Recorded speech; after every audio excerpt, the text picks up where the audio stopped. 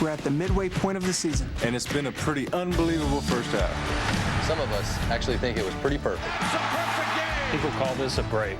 But for us, it's a celebration. It's a celebration. Tonight in Kansas City, Rivals become teammates. Tonight we represent our team, Our city, our league, and our fans. Tonight, we play the game we love for you. For you. Because tonight, we are your all-stars. No matter how many times we've been here before. This game never gets old. Baseball's greatest players have all played this game. And tonight, we'll make our own memories. It's the Midsummer Classic. And the road to October starts here. The Major League Baseball Major League Baseball All-Star Game, right now on Fox.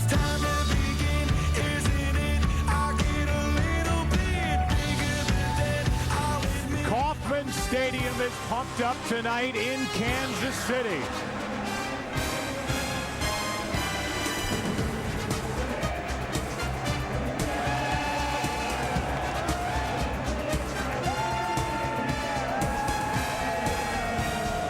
As the best in baseball have gathered here for a celebration of America's pastime, it's the 83rd Midsummer Classic, the Major League Baseball All-Star Game, and it's yours right here on Fox.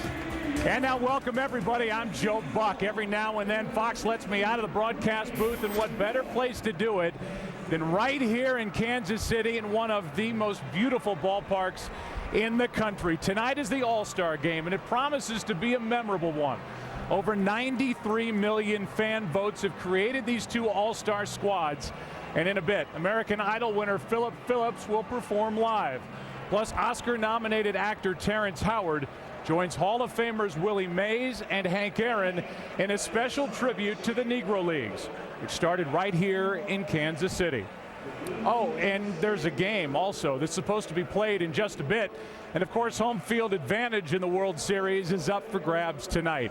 26 players are making their first All-Star Game appearance, including 20-year-old Angels phenom Mike Trout. Meanwhile, 40-year-old Chipper Jones will be playing in his 8th and likely final All-Star Game. Both Chipper and Mike are down on the field with someone also making her first All-Star Game appearance. The newest member of the Fox Sports family, our own Erin Andrews. Erin. Joe, thanks so much to you and the Fox family for the great welcome. A remarkable experience to be here, and conversely, a remarkable player making his final appearance in an All-Star Game. Chipper Jones from the Atlanta Braves joining me right now. Tony La Russa asked you to give a speech to the guys before he just came out. What was the gist of your speech? Well, the American League gets Hall of Famer George Brett. The National League gets me. It was a little bit of a surprise, but I just wanted to impress upon the guys to soak up each and every opportunity they have to come here. And we've won 2 in a row, I believe, so 3 in a row makes a winning streak, and I don't want to go out a loser on my last one. One of the storylines tonight, the infusion of youth here with guys like Mike Trout, Bryce Harper. He is one of the biggest stories in baseball right now. What is the biggest piece of advice you'd give him on your way out? Keep your head down. Go to work every day. Do your job every day. Be 1/9 of the equation that goes out and helps your ball club win a game each and every day. At the end of the season, the stats will be there. This kid's going to be the face of baseball for a long time. Thanks so much, Chipper. And Mike, great moment with you yesterday. You told me the one thing you want to do here was introduce yourself to Mr. Derek Jeter. How did that meeting go? Grabbed a plate of food, and then there was a seat open next to him, and I sat down, and just an incredible feeling, and getting chills thinking about it now, and meeting him and getting to talk to him and have a little conversation it's incredible. All right, have fun tonight. Yeah, thank you. Joe, back up to you. All right, Erin, thank you very much, folks. We're just getting started here at Kauffman Stadium. Next, American Idol winner Philip Phillips performs live. And that's fitting, since this city's history is rich not just in baseball tradition, but music as well. Now, as a theme throughout tonight, we're going to play variations on this classic. I'm going to warn you right now, we're about to put it in your head. It's going to take about a week to get out.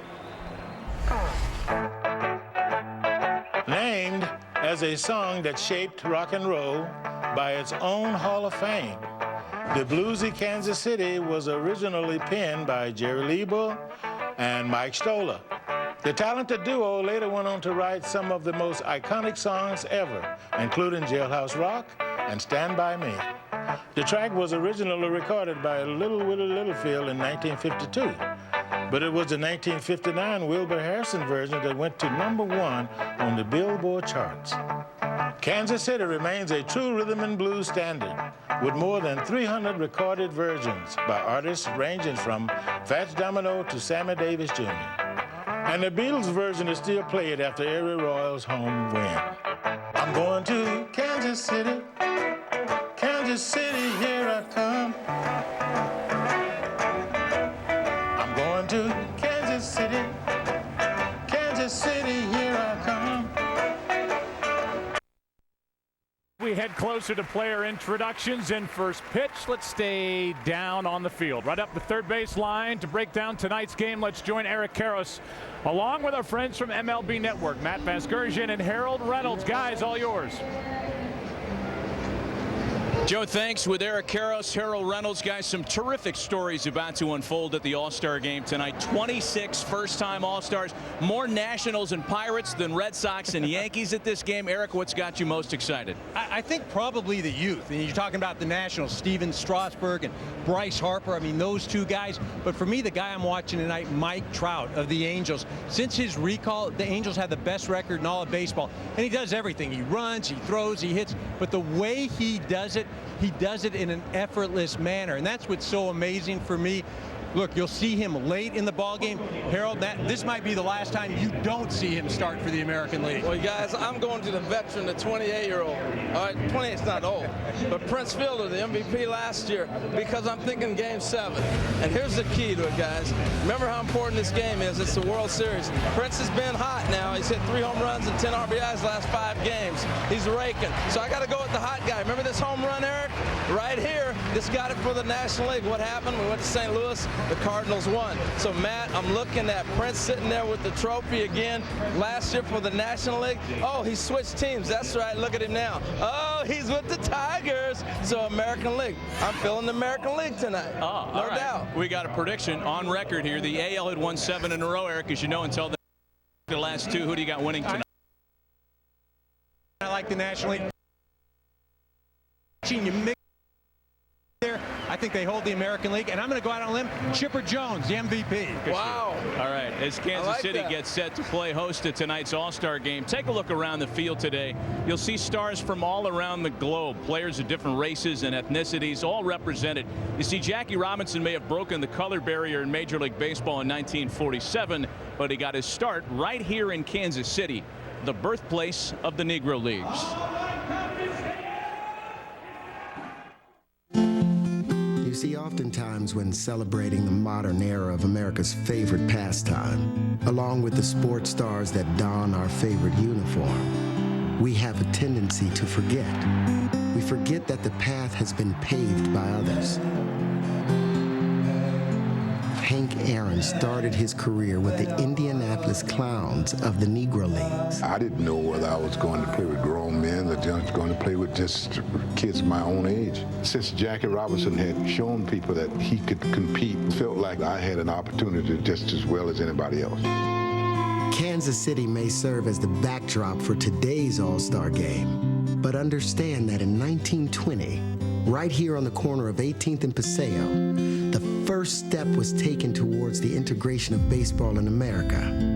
Rube Foster led a contingent of 8 independent black baseball team owners into Kansas City in 1920, and they met at the old Paseo YMCA. He was serving notice to Major League Baseball that a new player had arrived on the scene. 6 years before the catch, in the 1954 World Series, Willie Mays played in the Negro League World Series for the Birmingham Black Barons. Every time I think about it, I think about guys hitting balls much further than guys in the majors. You got to understand, they wasn't looking at the Negro League at that time. They could no longer deny these amazing athletes because of the color of their skin. If Major League Baseball truly wanted to be regarded as the highest level of the game, then baseball's greatest players at the time needed to be included. You had the major leagues, and then you had the Negro League, and believe me, the Negro League was as powerful and as strong as the Major League was. Between 1949 and 59, 9 of 11 National League most valuable players were former Negro League stars. 5 years after Jackie was allowed to play in the majors, the Negro Leagues had to fold. You see, more than 150 former Negro League players had been integrated into organized baseball by that time. They've taken all the stars out of the league and put them into the major league because they want to use them to draw in their particular cities now. And with the league's greatest stars gone, it could no longer survive. As today's stars take the field here in Kansas City, never let us forget what took place on the corner of 18th and Paseo in 1920. It was not just a stepping stone towards the integration of baseball. The birth of the Negro Leagues was a cornerstone on the path to equality, which led to the Civil Rights Movement and ultimately the integration of America.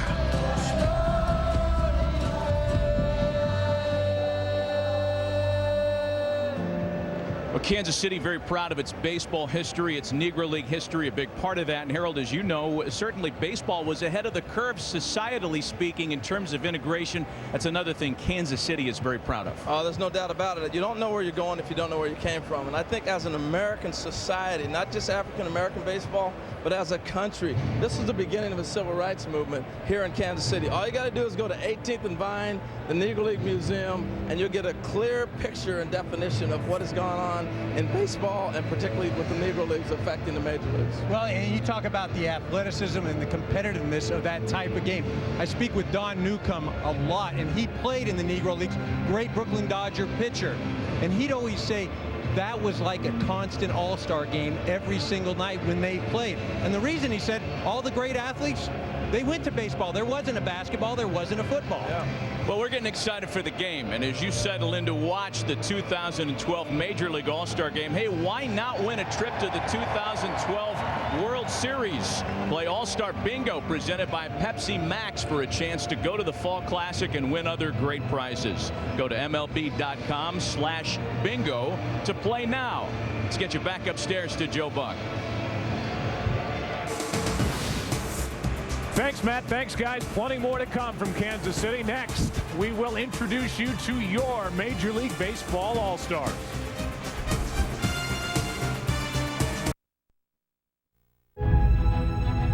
The Midsummer Classic, a showcase of baseball played at its highest level. We've reached the middle of the season, so it's fitting that we're in the middle of America celebrating our nation's pastime. The baseball season is a long, unforgiving grind for even the world's best athletes. So for this one night, we can step away from the standings and remember why this country's love affair with the game has stood the test of time. Two teams built by you, the fans, for the ultimate matchup, the best competing against the best with more than bragging rights at stake. Just ask the Cardinals. The blueprint for October will be drawn tonight. This is the game where we see future Hall of Famers passing the torch to the next generation of superstars. When we see the boys of summer actually being boys. A night where the fastball is firing and the long ball is inspiring. And the one night where it's okay to root for your rival.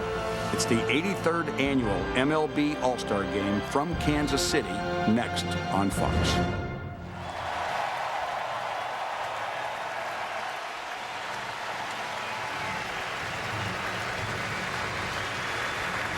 And now let's meet the National League All-Star team. First, the coaches. From the Milwaukee Brewers, Ron Renicky. From the New York Mets, Terry Collins. Now the players. From the Arizona Diamondbacks, Wade Miley. From the Atlanta Braves, Chipper Jones.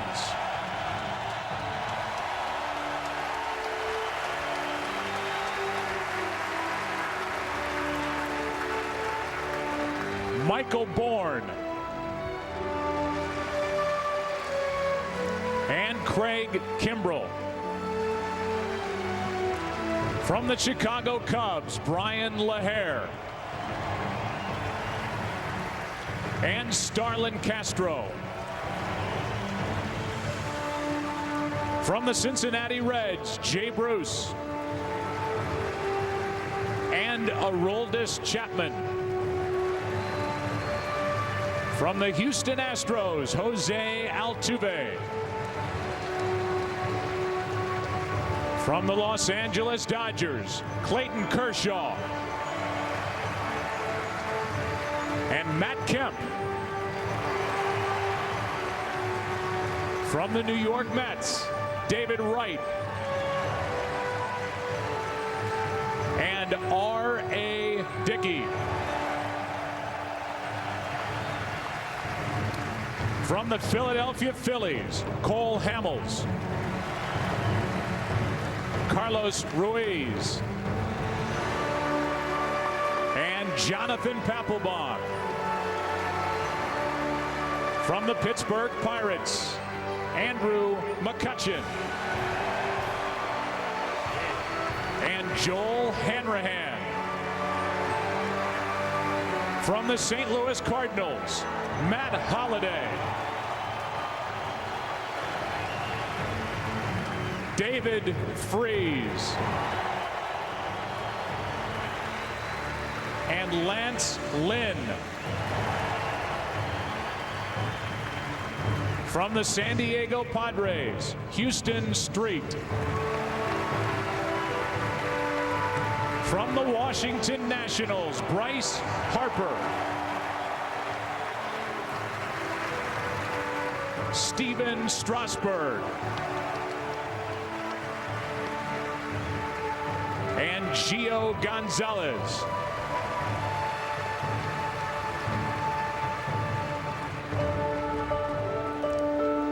Now let's meet the American League All-Star team. First, the coaches. From your Kansas City Royals, Ned Yost.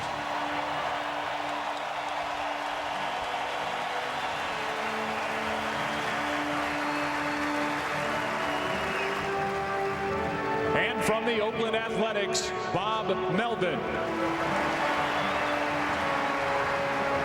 Now the players. From the Baltimore Orioles, Adam Jones, Matt Wieters, and Jim Johnson. From the Chicago White Sox, Paul Konerko, Adam Dunn, Jake Peavy, and Chris Sale. From the Cleveland Indians, Asdrubal Cabrera and Chris Perez. From the Detroit Tigers, Miguel Cabrera.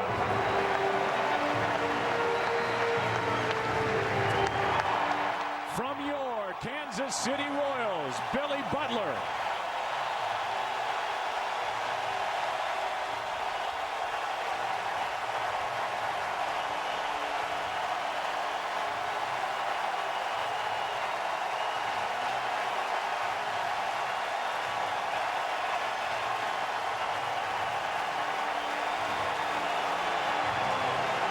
From the Los Angeles Angels of Anaheim, Mike Trout, C.J. Wilson, Jared Weaver, and Mark Trumbo. From the Minnesota Twins, Joe Mauer. From the New York Yankees, CC Sabathia. From the Oakland Athletics, Ryan Cook. From the Seattle Mariners, Felix Hernandez. From the Tampa Bay Rays, David Price. Fernando Rodney. From the Texas Rangers, Elvis Andrus. Ian Kinsler. Yu Darvish, Joe Nathan, and Matt Harrison.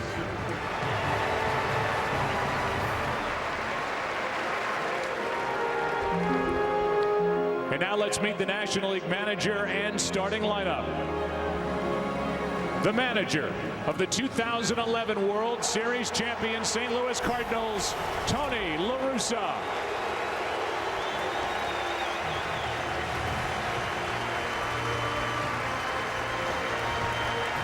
Leading off, the designated hitter from the Colorado Rockies, Carlos Gonzalez.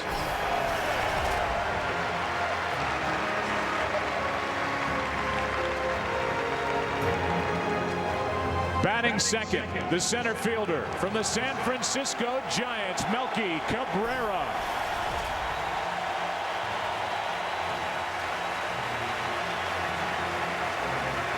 Batting third and playing left field from the Milwaukee Brewers, Ryan Braun.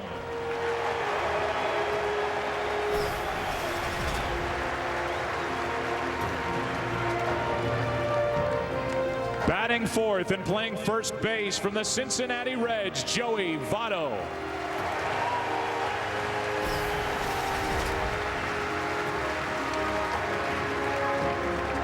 Batting fifth and playing right field from the St. Louis Cardinals, Carlos Beltran.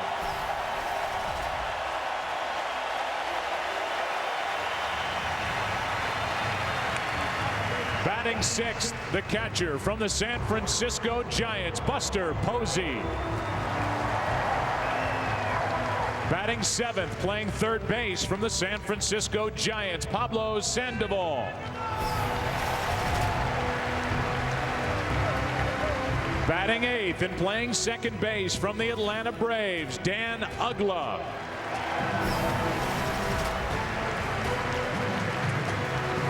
Batting ninth and playing shortstop from the St. Louis Cardinals, Rafael Furcal.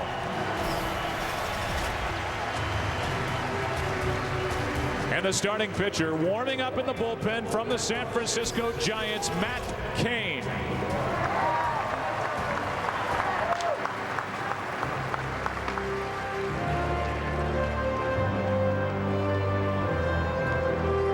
And now let's meet the American League manager and starting lineup. The manager from the back-to-back American League champion Texas Rangers, Ron Washington.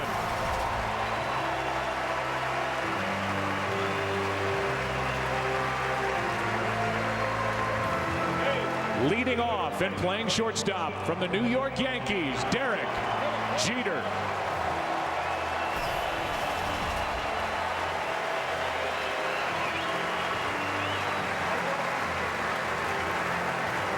Batting second and playing second base from the New York Yankees, Robinson Cano.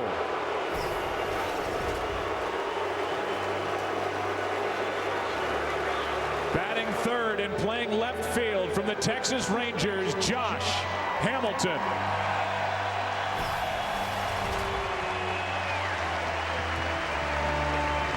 Batting fourth and playing right field from the Toronto Blue Jays, Jose Bautista.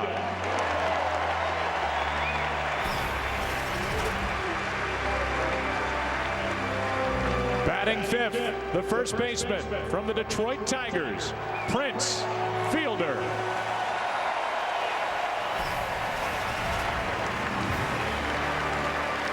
Batting sixth and playing third base from the Texas Rangers, Adrian Beltre.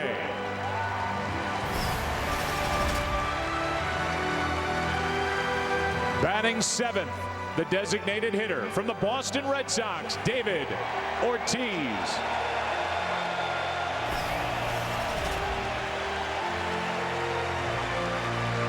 Batting eighth and catching from the Texas Rangers, Mike Napoli. Batting ninth and playing center field from the New York Yankees, Curtis Granderson.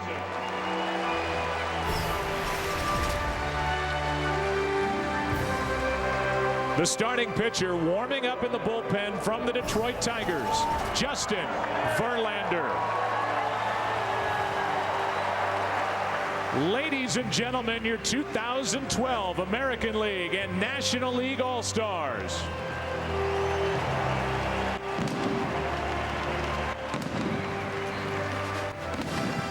We'll take a quick break. When we come back, the Star-Spangled Banner as we continue from Kansas City, Missouri at the All-Star Game.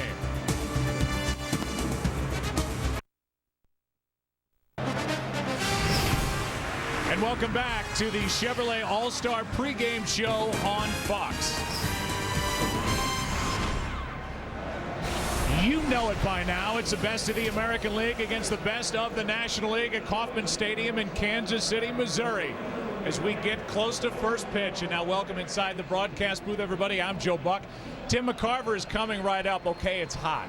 It's a steamy night in Kansas City, but it should be hot. These players are hot. You got young and old coming together, the best of the NL, the best of the AL, and Tim McCarver slides on into the picture, and we got some kids. That's dominated the conversation about this game, and it should, because this game has really had some young talent infused into it. Yeah, there's something different about this game because of that infusion of young talent. 19 players under 26 years old. That's been 45 years since the All-Star game in 1967 when that was last the case. I think what it proves, the game ages, but it never grows old. One guy who has aged gracefully and seemingly aged right before our very own eyes, Chipper Jones. This will be his last go-around. He has said that this is his last year in the big leagues, and he will have, I'm sure, a fun night here in Kansas City. And it seems like yesterday when he was younger than springtime. Yeah, he came up as a shortstop. Now he's a Hall of Fame-bound third baseman and the face of the franchise in Atlanta. We get set for baseball. It's Justin Verlander against Matt Cain. We are going to Kansas City. We're here. Kansas City, here I come. Yes, Kansas City. Kansas City, here I come. Got a crazy well loving. I'm going down to get me some. Well, bye, bye, baby, bye. Tonight's game on Fox is sponsored by DirecTV. If you call yourself a sports fan, you've got to get DirecTV.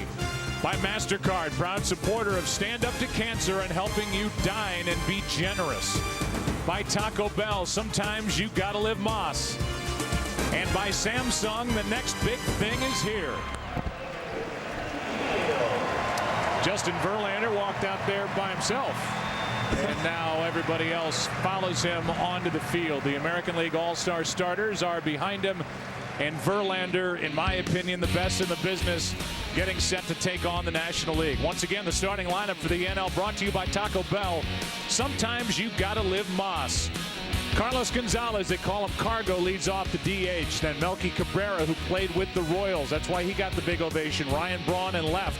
Joey Votto cleans up. Carlos Beltran was a Rookie of the Year here with the Royals in '99. Buster Posey, Pablo Sandoval, Dan Ugla, and Rafael Furcal is the shortstop batting in the number 9 spot. Now a look at the AL defense with Josh Hamilton in left, Granderson in center, Jose Bautista in right, Adrian Beltre, Derek Jeter, Robinson Cano, Prince Fielder, Mike Napoli does the catching, and he was excited, he told us, to get to catch Justin Verlander, and he is doing that as we speak. And the opening pitch will be brought to you by Budweiser. Great times are waiting. Grab some buds. Let's learn more about this right-hander who, well, I said it, he's the best in the business. Your opinion? I agree with you. 2011 MVP and Cy Young Award winner. That's the first time that's happened since 1992. 6 innings plus 60 straight starts. That is unbelievable. Steve Carlton, the last guy with more at 69 straight starts about 30 years ago.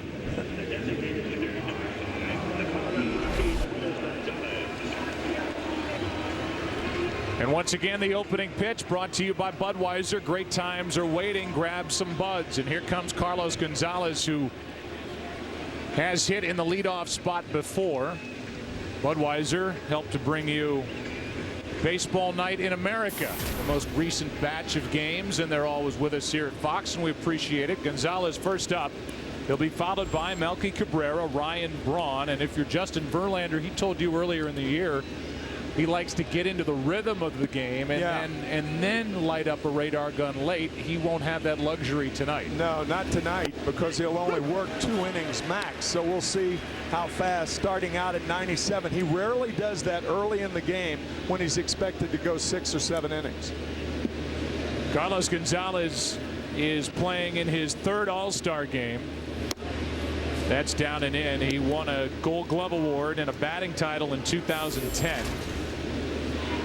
And he is just one of the game's best young pure hitters. Russa tapped him to be the DH. There were other options. There are plenty of options for any manager in an All-Star game. And look out. Gonzalez loses his bat and it sails over the American League dugout. And hopefully everybody's okay down on that right side. How about Ford Keys tonight? You know, this group of players have never played together. So how are we going to come up with Keys? Any ideas? Well, you see La Russa, that makes me think of R.A. Dickey not getting the start tonight. And we'll talk about that. Right. Matt Cain does get the ball. And 3rd time around for him, Ron Washington, back-to-back American League pennants for the Texas Rangers, and they're pointed back there again. And Gonzalez goes down swinging, a strikeout start after the Ford Go Further Keys to the game. And let's take a look at the umpires tonight. It's an honor for these guys, and Jerry Davis gets the plate. He's the crew chief, his 4th All-Star game. And in case this scares you, the last time he was behind the plate in an All-Star game was the 2002 tie in Milwaukee. You saw Jim Joyce, Brian Runge, Tony Randazzo, Brian Knight down the right field line, Lance Barksdale down the left field line, and here is the guy who's #1 in the major leagues with a hit total of 119 hits. After 201 for Kansas City last year. And let's call it 120. That's a little floater into left center field, and the guy with electric shoes is on with 1 out here in the 1st inning, and all he's done is rededicate himself to this game, Tim, and it's paid off with stats for the Giants, and a big reason why they're right there in the NL West. There was a very interesting article in the New York Times about a month ago about Melky Cabrera, and some quotes by Kevin Long, who is the hitting instructor for the Yankees, saying that Melky, it's good for him that he has finally dedicated himself to playing baseball and baseball only. A-Rod, a very close friend of Melky Cabrera. Fastball's high to Ryan Braun, and one final note about Cabrera, if we don't get to it as this game wears on. You mentioned A-Rod. Earlier in the year, he said Cabrera is a 6-tool player to him. He can do everything. He's got pop. And the 6th tool is that he's proven he can play in New York. And he's on everybody's radar when he gets loose and on the open market. He can hit. Switch hitter with power. Signed a 1-year deal with San Francisco this year. If he continues, it's going to be interesting for a multi-year contract. 2-0 the count on Ryan Braun, who is the reigning National League MVP. He went from learning he was the MVP to finding out that he could be suspended 50 games for testing positive for a performance-enhancing drug. An arbitrator then dismissed that because of the way the sample was handled. So no suspension, and here he is right back in the All-Star game with a .306 average and leading the National League with 24 home runs. Former infielder now playing the outfield, and he bats with 1 on 1 out. Here's a 2-1. Fly ball into right. Back is the right fielder. Bautista on the run, can't get there. Up against the wall, and Cabrera will fly all the way around from first. There is no play, and it's 1-0 National League on an RBI double by the MVP, Ryan Braun. I think Ryan Braun is miffed that he didn't try to go to third with 1 out. He hits this ball a ton to right field. Jose Bautista with a little problem with the sun. He doesn't pick this ball up right away. You can imagine how tough that is. Short hops the fence, a ball that normally Braun would be on third base, but he had to look at Cabrera when he was on second, and it was too late to go to third. So it's an RBI double. It's 1-0 National League, the side that's won each of the last 2 All-Star games. And Joey Votto waits for the first and now takes outside from Verlander, who has allowed back-to-back hits and now falls behind a guy who leads the National League in on-base percentage. And if you're looking for the game's best pure hitter, maybe from the left side, this is the guy. Here's a 1-0. 1-1. Tom Verducci of Sports Illustrated had a phenomenal stat on Joey Votto. Joey told Tom that over the last 6 years, he has pulled one ball foul into the stands down the right field line. That to me is just mind-blowing. Here's a 1-1. That's a bit high, says the home plate umpire Jerry Davis, in the count 2-1. For Votto, he got in 2 years ago on that final vote online where the fans put him in. Last year, the player vote as a dog named Maris, and this year he goes in as a starter. That's low, and all of a sudden Verlander's wondering what's going on here in the first inning in Kansas City.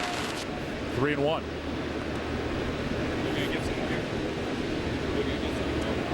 Votto leads the league in doubles. He leads the league in walks. He finally gets a chance to start. He's got an RBI opportunity here in the first inning tonight.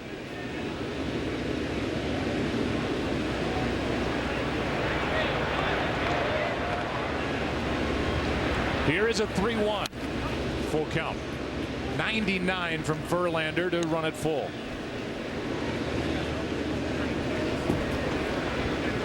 If we get the chance, Chipper Jones, who spoke to the National League side before tonight's game, gave that speech, and we'll give you a bit of it if we get a chance here after Votto does something with a runner at second, 1 out. It's still full. We asked Chipper before the game if his speech was prepared. He said, nope, I'm winging it. After 19 years with the Braves, you can't wing anything you want to do. Came up as a shortstop, played some outfield, now a third baseman. And he is Hall of Fame bound, you'd have to believe. 3-2 pitch. Breaking ball, got him looking, 2 out. Votto was looking for the fastball, and he got a breaking ball from Verlander. Good time for that, 2 down. Verlander's thrown 2 breaking balls, both for strikeouts. He struck out Cargo on a breaking ball, and now he gets Joey Votto. So he can run it up there at 99, and then he can snap a curveball like that. And Beltran, who, as I mentioned, won the Rookie of the Year award here, came up with the Royals. Won that award back in 99 bats with a runner at second, 2 out. He's first pitch swinging, strike 1. Carlos has had a big year in St. Louis. And in essence, Tim is the guy they signed to replace the bat in the presence of Albert Pujols in the Cardinal lineup. And he has. He's outperformed Pujols to this point this season with 20 homers and 65 RBIs. Yep. That's high, a ball and a strike.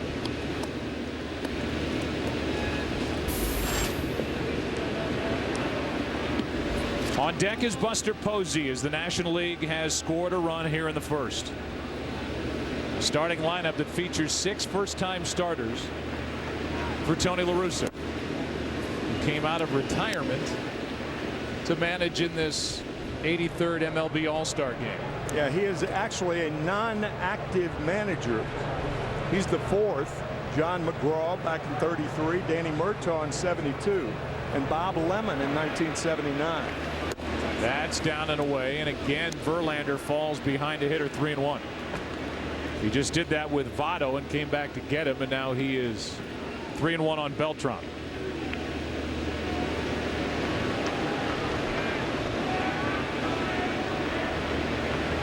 Seventh All-Star game for Beltran, and he went up there ready to pump, and it's a full count on a 99-mile-per-hour pitch. You may hit this pitch if it were down, but up like that, no chance. So Verlander's trying to limit the damage, and a high pitch count may force him to work only 1 inning tonight. That was not the plan. So he's over 20 pitches here in the first inning, and even though he hit 100 miles per hour. You know, that's the hard thing for these managers. If you're Ron Washington or Tony La Russa, how long do you go with somebody else's valuable pitcher? In this case, it's Verlander. I'm sure Jim Leyland is paying attention wherever he may be on this Tuesday night. Tigers have won 5 in a row. They're hot going into the break. Here's a 3-2. The walk, and here's Chipper Jones to his teammates before the game. Look, you guys belong here, all right? Doesn't matter whether you're 19 or you're 40, like me, all right? We are all equals here. 1-2, win 3, that's a winning streak. We got an opportunity to do that tonight. And I am not going out losing my last one, all right? So you with me? That's what I'm talking about. So he doesn't want to go out a loser. It wasn't exactly win one for the Gipper, but they gave him an all right and then a nice round of applause. And there's nothing but respect in that clubhouse for one of the game's best. Now, there are 2 guys that don't want to go out as losers, Tony La Russa and Chipper Jones. There's Chipper Jones, who we'll talk more about when he gets into the ballgame. In his 19th season at his 8th All-Star game. Here's a 1-0. 2-0. And that's going to bring Mike Maddox out to talk to Verlander. So you've got Maddox, the pitching coach for the Rangers, out to try and help Verlander settle in. It's still just a 1-0 game, but he's behind Posey 2-0. The great George Brett throughout tonight's ceremonial first pitch. We were watching him go out, and Joe, you remarked about how well George Brett carries himself. I mean, throwing from the mound, he threw a bullet to home plate. I mean, and now you see David Price get up in the bullpen. You know, for somebody like me that grew up here in the Midwest, seeing George Brett and just getting a chance to be around him is thrilling. And they still love him here in Kansas City. Now the count's 3-0 on Posey.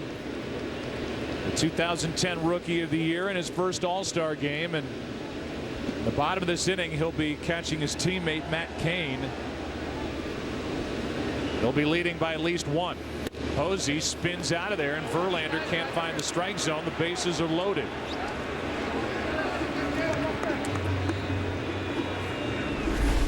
This is something that happens in an All-Star game that makes it so unique. And somebody like Bryce Harper on the left. Talking to George Brett on the right. The 99 Hall of Fame inductee, 13-time All-Star, talking to the 19-year-old phenom from the Washington Nationals. Who is the first and youngest position player in All-Star history. The youngest position player. And third youngest, Doc Gooden of the Mets, the youngest back in 1984. You'd have to search to find a more puzzling first inning from Verlander, who can't again find strike 1, this time on Sandoval. 4 straight balls to Posey.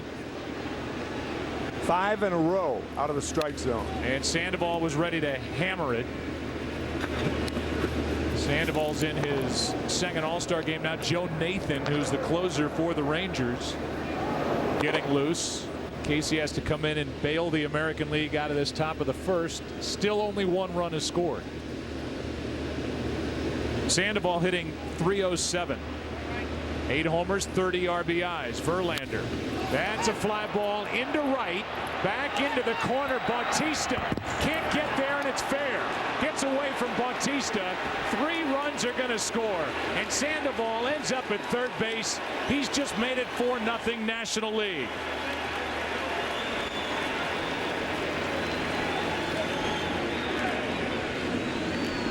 So Verlander got the nod. He has allowed 3 hits, 2 walks.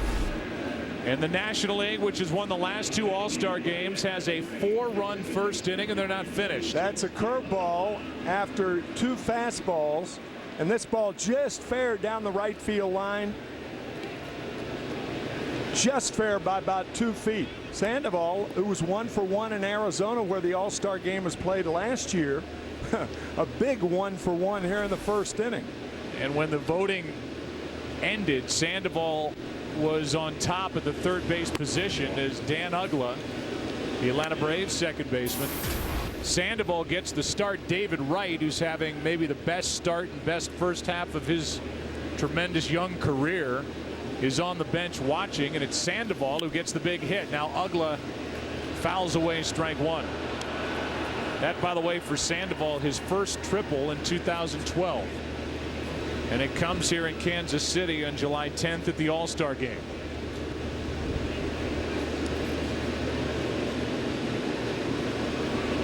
Now a 1-1 from Verlander. Ground ball left side. Jeter in the hole. Has to make a phenomenal play. Cannot. It's 5-0 as Sandoval scores on what should be an infield RBI hit for Dan Uggla. And it is a 5-run first inning, and we'll see if Verlander will continue. This is just shocking. Jeter does what he can, leaps, throws, tries to bounce it, but Uggla beat the play. He gets by Prince Fielder.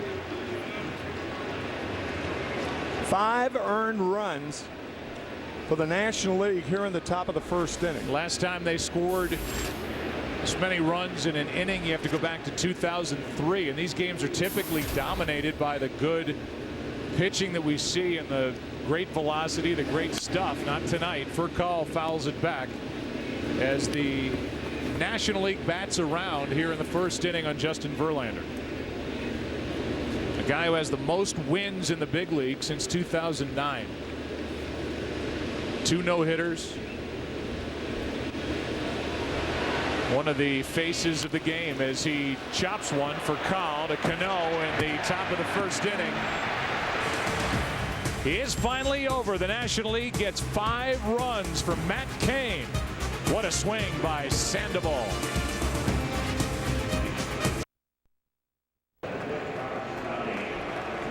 We welcome you back to Kansas City, Missouri. It's a 5-0 game. NL on top. Once again, the starting lineup for the American League brought to you by Taco Bell. Sometimes you gotta live Moss. Derek Jeter leads it off at short. Robinson Cano, his teammate. Josh Hamilton hits third.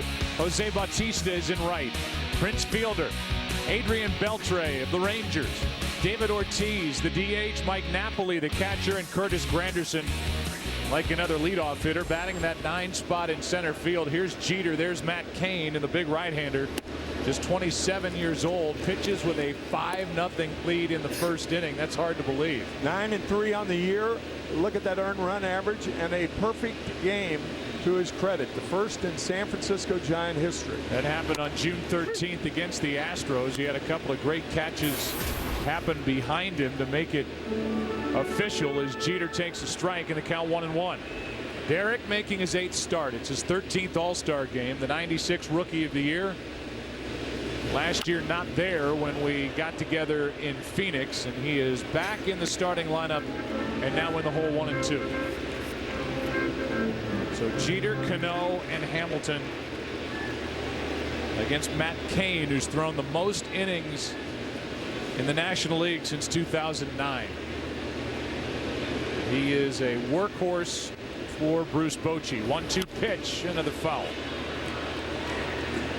Take a look at the defense for the National League. They've got Ryan Braun in left, Melky Cabrera in center, and Carlos Beltran in right. Pablo Sandoval got the biggest hit already. Furcal is a shortstop. Dan Uggla at second. Joey Votto is at first. Buster Posey tried to smother that one on a pitch down and away, and the count 2 balls, 2 strikes.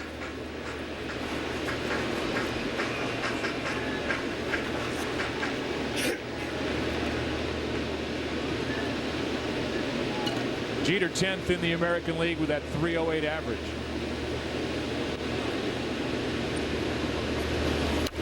And another foul as he's proving to be a tough out. Give you the scouting report from Matt Cain. I think I stole your thunder. No, you didn't. What do you mean? Perfect game on June 13th against the Houston Astros, and the most innings in the major leagues pitched since 2009. He is a workhorse indeed. I did steal your thunder. That's exactly what I said 48 seconds ago. I apologize. Here's a 2-2 pitch. Jeter chops it left side. Sandoval can't make the play for Kyle. Can't either. And Jeter is on to start the night for the American League with an infield base hit. I don't guess Sandoval made contact. Yes, he did. I thought with the naked eye that he did touch the ball for Kyle, making an unusual play and a great play to back it up, take it off the glove, but too late for Jeter and a base hit. So 1 on with nobody out for Robinson Cano. He's booed here because he did not pick Billy Butler, the hometown Royals, for the home run hitting contest. The captains get to choose their squad. Fans here wanted Butler selected. And last night the fans got all over Cano as he went homerless in the home run derby. What a deafening response to Billy Butler being announced today for about a minute and a half. Yeah, it's wonderful. There's Joe Nathan. So Verlander is finished. He'll face 9 batters and allow 5 runs on 4 hits. A 35 pitch first inning for Verlander, and his night is over.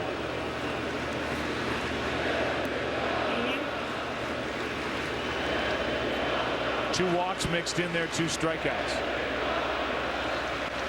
The crowd chanting Billy Butler. Strike 2.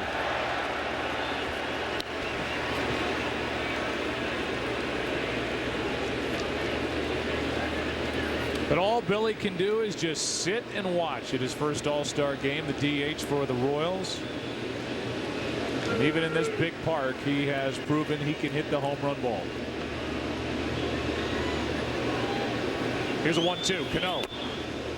2 balls, 2 strikes on a guy who many believe, including the 2 of us, that he is the toughest out for the first place New York Yankees, who enter the break 7 games up in the AL East.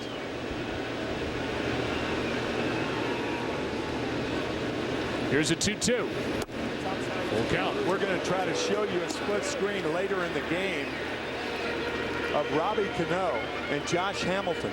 To me, those 2 left-handed hitters have the most tension swings in the major leagues. It's tension-free.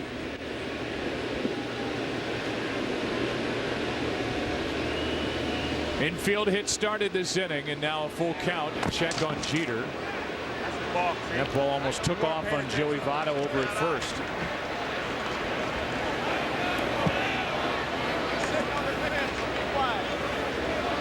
Joe Nathan is still up for the American League in their bullpen, so it looks like he will come in for Verlander. Here's a 3-2. Pop up left side. Sandoval, 1 out.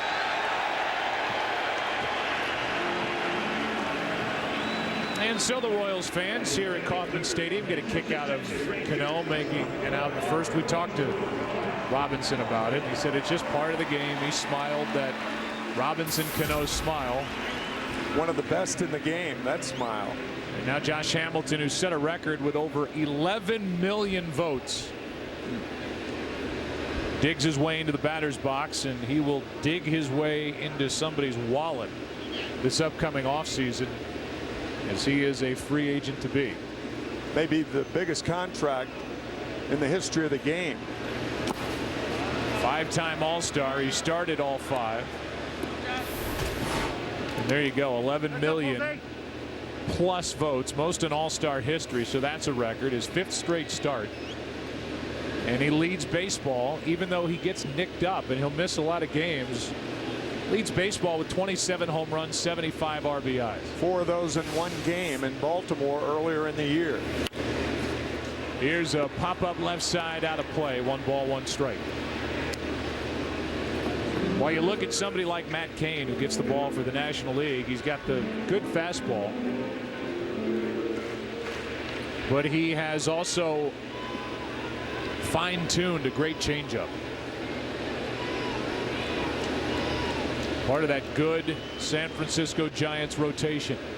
Here comes a 1-1. Ball 2, 2-1. Years past would be through 2 innings by now.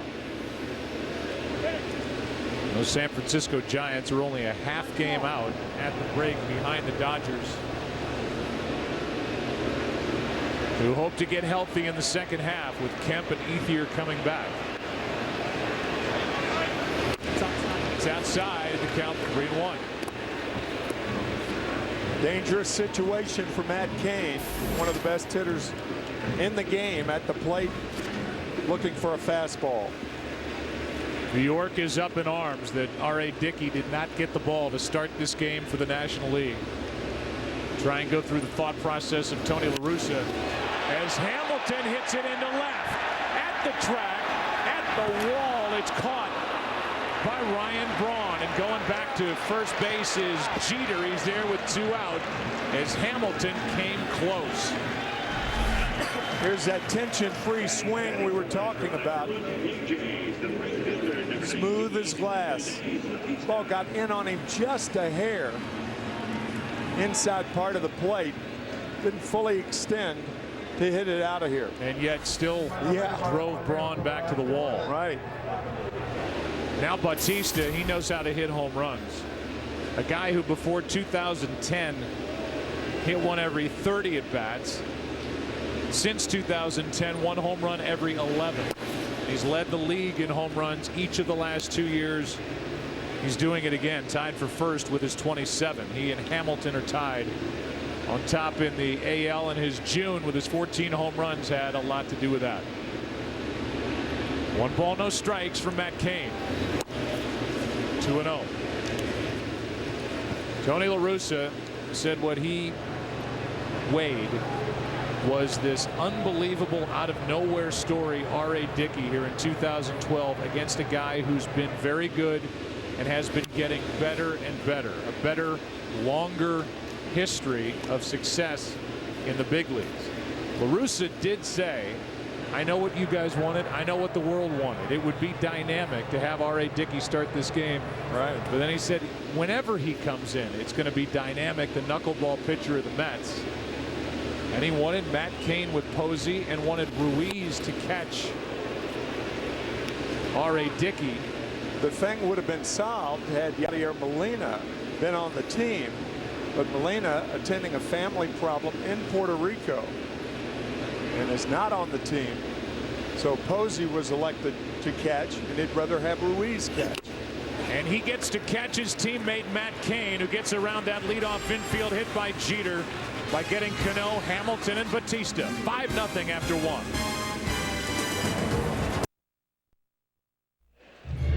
Earlier today, Cal Ripken Jr., Mike Schmidt, and Jay Moore announced the 2012 AL and NL Pepsi Max Field of Dreams teams. Last year's winner, Tim Weiskup, hosted the Field of Dreams game in Columbus, Ohio, where he and his friends enjoyed the experience of a lifetime. This year, you can help decide where the game will be played. Just log on to MLB.com/Pepsi Max to vote. Carlos Gonzalez struck out his first time. And he deals with Joe Nathan in his first year in a Texas Rangers uniform. He made his name with the Minnesota Twins as their closer. He's undergone a shoulder procedure and most recently Tommy John surgery, and he feels like he is as good as he was before he went down with a bad elbow. His 1-1 pitch to Gonzalez, leading off in the second, is chopped to fielder. 1 out. And so with 1 down, Melky Cabrera will be the hitter, and the 2012 All-Star Game on Fox is sponsored by Budweiser. Great times are waiting. Grab some buds.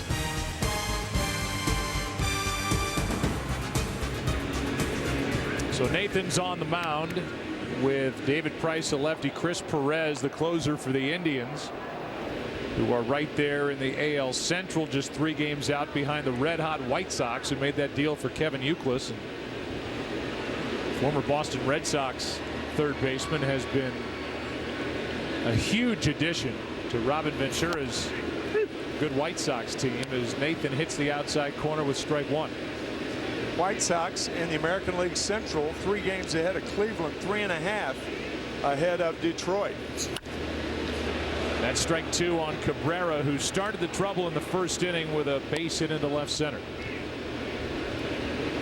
Paul Konerko, now one of the elder statesmen of a game like this. He's in the dugout. He's been there 14 years. That's hard to believe. Broke in as a catcher with the Los Angeles Dodgers. Joe Nathan, on the other hand, broke in as a shortstop. Was changed to pitching back in 1997.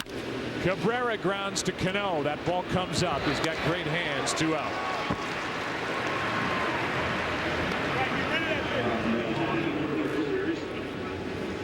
So Cabrera back to the dugout, and he will plug his shoes into a charger so they light up brighter the next time he goes out there. And with 2 out, nobody on, the batter will be Ryan Braun. The one guy you would not get into those shoes is Adam Dunn. He told us yesterday, there's no chance I'm wearing those orange shoes. So they'd be great for Pele, but not me. Yeah. 2 out, nobody on. Here's Ryan Braun, and there's strike 1. Nathan blew it by him, 94 miles per hour. And there's one of the game's best personalities, Funny. Adam Dunn. Funny man. Former high school and college quarterback, but he picked the right sport. Yep. Had a rough year last year with the White Sox, and his sense of humor got him through it. Here's Bautista with a diving catch to end the inning and rob Ryan Braun of a base hit into right. He may have let one go over his head earlier. This one coming in on it. He hits home runs. He plays all over, and he makes an all-star game highlight catch. 5-0 after 1.5. Major League Baseball is proud to support Stand Up to Cancer and its scientific dreams that are advancing to fight against this disease that affects us all. Help make cancer history. Visit su2c.org and stand up to cancer today. su2c.org. Stand up to cancer today. Second inning, bottom half. Prince Fielder first up. He won the home run derby last night, and he gets under this one. Skies it into left center field, and I don't know how his arms aren't tired, but he flies to Cabrera, 1 out.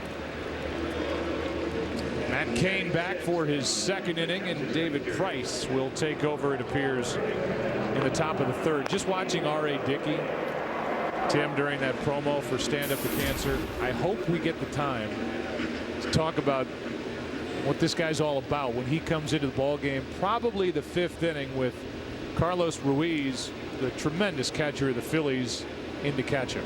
38 years old on October 29th, and the path that he has taken to get to where he is extraordinary. And then what he did this past offseason, he climbed Mount Kilimanjaro this past January to raise money for charity. As Beltre pops it up, Adrian Beltre is the second out as Furcal puts it away, and Beltre, 3-time Gold Glove Award winner, third All-Star game, his second start, is out number 2. And now those guys are going to start to get together because Ruiz has never caught a knuckleball in the big leagues. That's right. And everyone's is different. Here's David Ortiz, the DH, and he got to the 400 home run plateau less than 2 weeks ago out in Oakland, and he's hit more home runs as a DH than anybody in DH history. Hard to believe he's the only representative of the Red Sox this year in the All-Star game. After all the great players that have represented that organization over the years. Guys like Kevin Youkilis, Dustin Pedroia, that are not here today. Jacoby Ellsbury. Fly ball into left. Going to get it is Braun in the corner, and that will end the inning. Good work by Matt Cain. 5-0 after 2. NL back after this from your local Fox station. Smile, and the whole world gonna smile with you. I'm Robinson Cano, the ambassador of the smile. There's one category that I lead the league every year: smile. You know I can't smile without you. I can't smile without you. I can't. There's a look from earlier tonight, and was I told correctly? Was that your idea? No, it was not. You don't want to take credit for that? It's great. But I love it. It's great. Barry Manilow in the background. I know that's your favorite part of that piece. That's, well, about half and half. David Price is into the ball game, the hard thrower from the Tampa Bay Rays. Ken Rosenthal is standing by, and we're going to hear from Matt Cain, who for so long has been in the shadow, Tim, of Tim Lincecum. And now Cain, who I think showed the world what he could do in the postseason 2 years ago, gets the all-star start, and he didn't miss on his chance. All the talk about R.A. Dickey, and we're going to see him. Those two have made their way down toward the bullpen. Dickey and his catcher Ruiz, as Votto grounds one left side. Price starts his night by getting Votto, who's now 0 for 2. We go down to our friend Ken Rosenthal. Kenny. Thanks, Joe. Matt, you've thrown a perfect game. You've pitched in playoffs and World Series. How did starting an all-star game compare? It's right up there with all of them. I mean, it's definitely right up there with all of them. There's all the nerves, all the pressure, and all the excitement. I mean, that was a thrilling 2 innings right there. You had Buster behind the plate, Melky in center, Pablo at third. Giant fans took a lot of heat for stuffing the ballot box, but how do you think the election turned out? I think it turned out great. You know, that's definitely very comforting to be out there and have Buster behind the plate, knowing he knows what I want to throw, and doing a good job back there, and then turn around and seeing Melky and Pablo, and especially the way they've just performed in the first inning. That was awesome. Matt, thank you very much. Joe, back to you. All right, Kenny, thanks, and thanks to Matt for stopping by. After 2 shutout innings, he allowed a hit, struck out 1. And David Price, who just burst onto the big league scene. Right off the campus of Vanderbilt. Yeah, he went from there basically in 2008, starting in A-ball, and ended up pitching in the World Series. Mark Teixeira said of David Price last Wednesday, he had a no decision pitching against the Yankees. Mark Teixeira said, the best I've seen him last week. That's saying a lot. It really is. Gio Gonzalez of the Washington Nationals, and part of the fun they've got going on in our nation's capital, looks like is getting ready to come into the ball game, and he will follow Matt Cain. The Nationals, if you don't know it, are in first in the NL East. They're 49-34, and they haven't had postseason baseball since the 30s in our nation's capital. Here's a 1-1. With 2 out, nobody on. It's fouled back behind the plate. Napoli got a late go at it, and he makes the catch. And a 1-2-3 third inning. Here comes Gio. We go into the bottom of the third. 5-0 NL.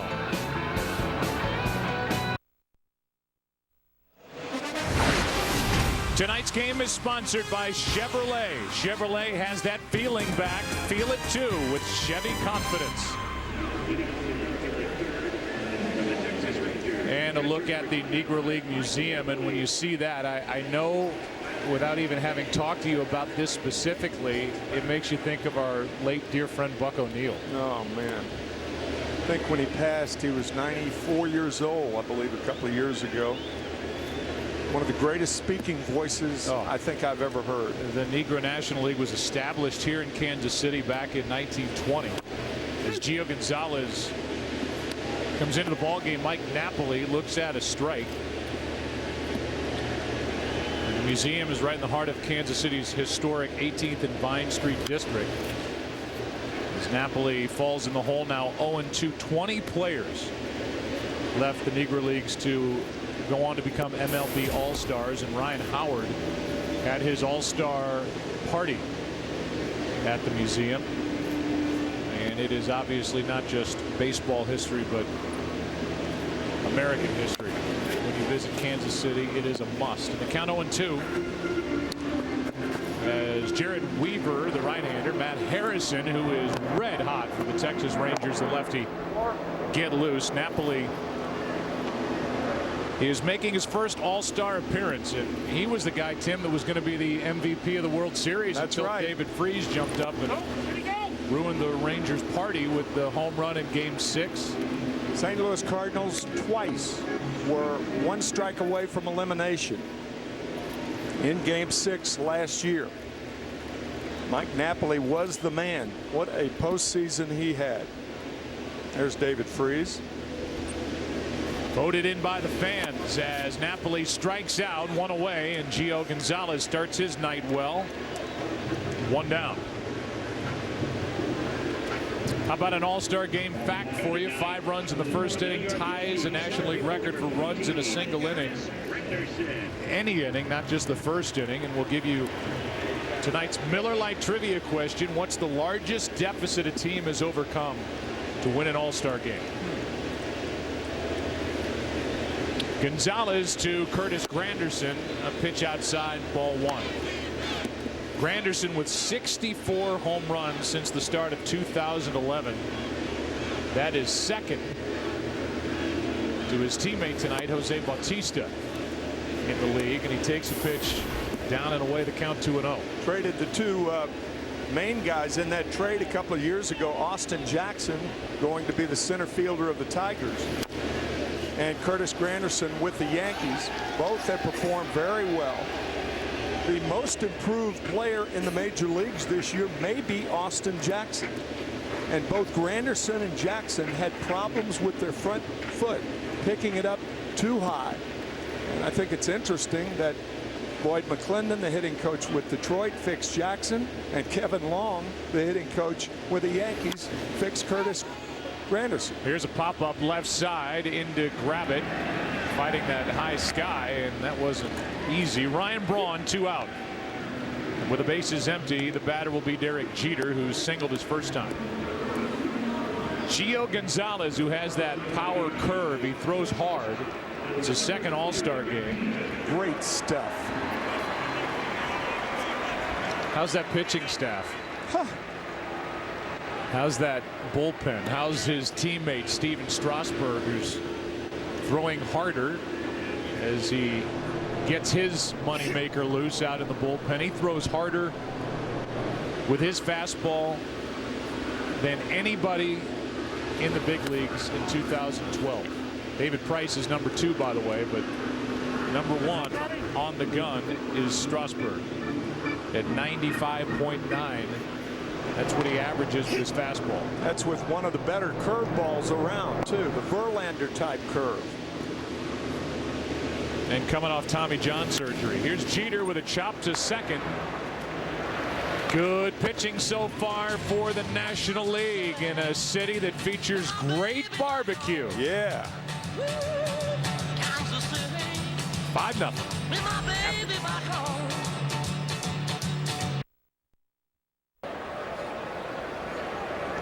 Looks like our old friend Phil Shifley came out of hiding for the All-Star game here in Kansas City. As we go into the 4th inning, it's 5-0, and one of the big reasons why is the Panda, Pablo Sandoval. Batting right-handed here. Left-handed his first time when he cleared the bases with the 3-run triple. He flies into center for Curtis Granderson, and on the mound is Matt Harrison in his first All-Star game. He has been unhittable since the 3rd week of May. He's got an 8-1 record, a 1.52 ERA. This is his day to start, by the way, so he's working on regular rest. And he's been the mainstay in the rotation, a rotation that's had a lot of injuries so far in Texas, but a club that's leading the AL West by 4 games over the Angels at the break. And there's the split. He just credits what happened last year, the postseason, the intense games. As Ugla flies one into center, back is Granderson in front of the track. Takes a lot to get it out of this ballpark. Ugla's 1 for 2. Had an RBI single his first time up, and 2 down in the 4th. Experience in the postseason certainly gives you a good feeling of confidence when you pitch in an all-star game. That's what's happening with Matt Harrison. Just think about that trade for Mark Teixeira, where Elvis Andrus, Neftali Feliz, and Matt Harrison coming from Atlanta to Texas, and all of them have made the All-Star team. Here's for Call now. It's got to make Mark Teixeira feel good. Yeah. The guy who won it all with the Yankees back in 2009. That is ball 1. Matt Holliday, for Call's teammate, has come into the on-deck circle. And for Call will bring him to the plate here in the 4th inning. For Call will dig for second and turn and go. The relay by Cano not made. It's a 2-out triple for Rafael Furcal. And in his first start, third All-Star game for Call, has a triple here in the 4th inning. Down the right field line, rattles around in that corner. That's a triple haven, a triple waiting to happen in that corner because of the contours here at Kauffman Stadium. Even though there are 2 outs, Fakal makes it to third without a play. Fakal has been one of the real bright spots for the Cardinals, the world champions, who at the break is Matt Holliday, who was fitted for his own ring this past offseason. Digs his way into bat for Carlos Gonzalez. The Cardinals come in 2.5 games out in the Central as Holliday takes a strike. And who do they trail in the NL Central? The Pittsburgh Pirates. Isn't that something? They were in just about the same spot a year ago. There's Andrew McCutchen, one of the game's best, and we'll see him in center field before the end of the night. But our friend Clint Hurdle has got that Pittsburgh team playing great baseball, and they hope to avoid what they went through last year, that second half collapse as Andrew McCutchen collapses onto the top rail of the dugout. Here comes a 2-1 pitch. Holliday with a base hit into right, and that makes it 6-0 National League here in the 4th inning. So 2 Cardinals go back to back for Call a triple, Holliday a base hit into right, and it's a 6-0 game as Holliday gets Matt Harrison. That was a good changeup Matt Holliday hit. Watch this ball a little off the plate away, off the end of the bat, little flare to right for another run for the National League. Holliday, who at the break, as Cabrera takes a strike, is 8th in the league in average, 7th in RBIs with 56, just knocked in the 6th run of the night for the National League as Melky Cabrera takes a fastball down and in. Cabrera, in that New York Times article that you referenced earlier, said that he was eating everything when he was playing for the Yankees, then traded to Atlanta, then just cut loose, signed by the Kansas City Royals, had a great year, hit 18 home runs, hit over 300. Was traded for Jonathan Sanchez, and now Cabrera has taken off, and he has taken off 20 pounds. He's like a different guy. He does. He really does. Counts 2-2 with the runner at first, 2 out.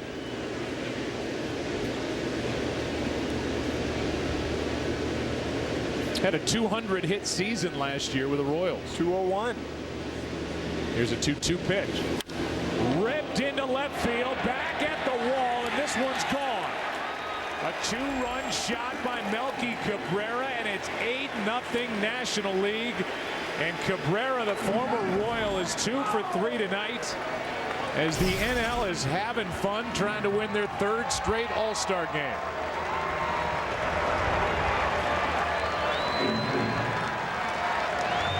The National League has hit for the cycle in the first 3 2/3 innings. Single, double, 2 triples, and now a home run by Cabrera. A high fastball from Harrison. Tried to come inside to Melky, said, telling Mike Napoli, I'll handle this one. Over the wall into the bullpen, and this is a rout at the moment with Strasburg getting ready a moment ago, and we haven't even seen R.A. Dickey, who this season has put together back-to-back one-hitters for the Mets, as this one is down in the count 2-0. We also haven't seen Mike Trout. We haven't seen Bryce Harper. And what about the representation of the San Francisco Giants tonight? Here's a 2-0. Line drive is fair down the right field line. Braun wasn't running out of the box. He will end up at second base and now turn and go to third. He is there as the throw is cut off. Braun was watching and still gets a 2-out triple.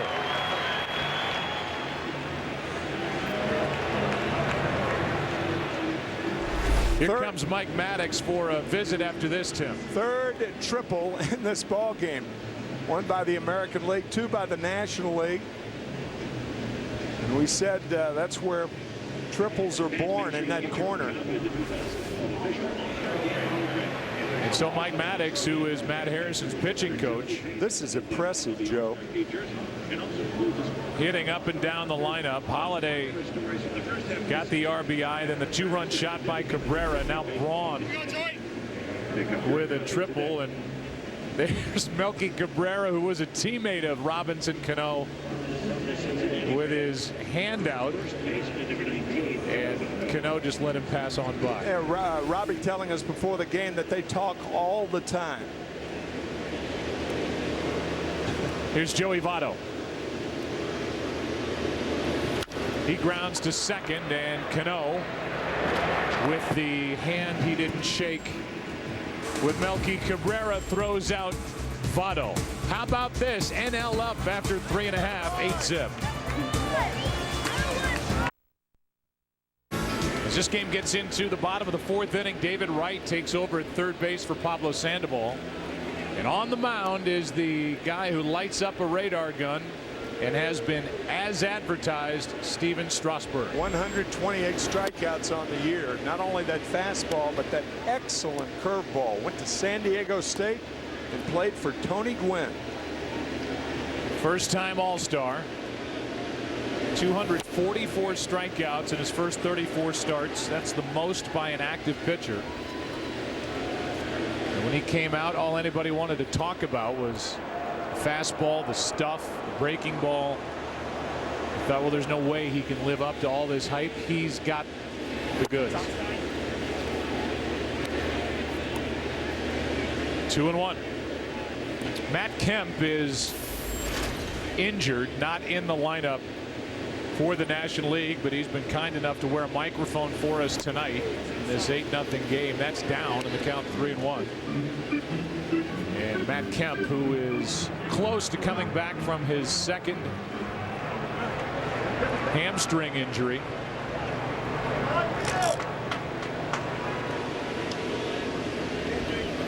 Is one of the game's more lively players as Strasburg gets it by his bat at 97. It's a full count. He'll so be back he's wearing a mic. Yeah, he'll be back on Thursday for the Dodgers when they resume play in the second half. Do they ever need him? Make that Friday.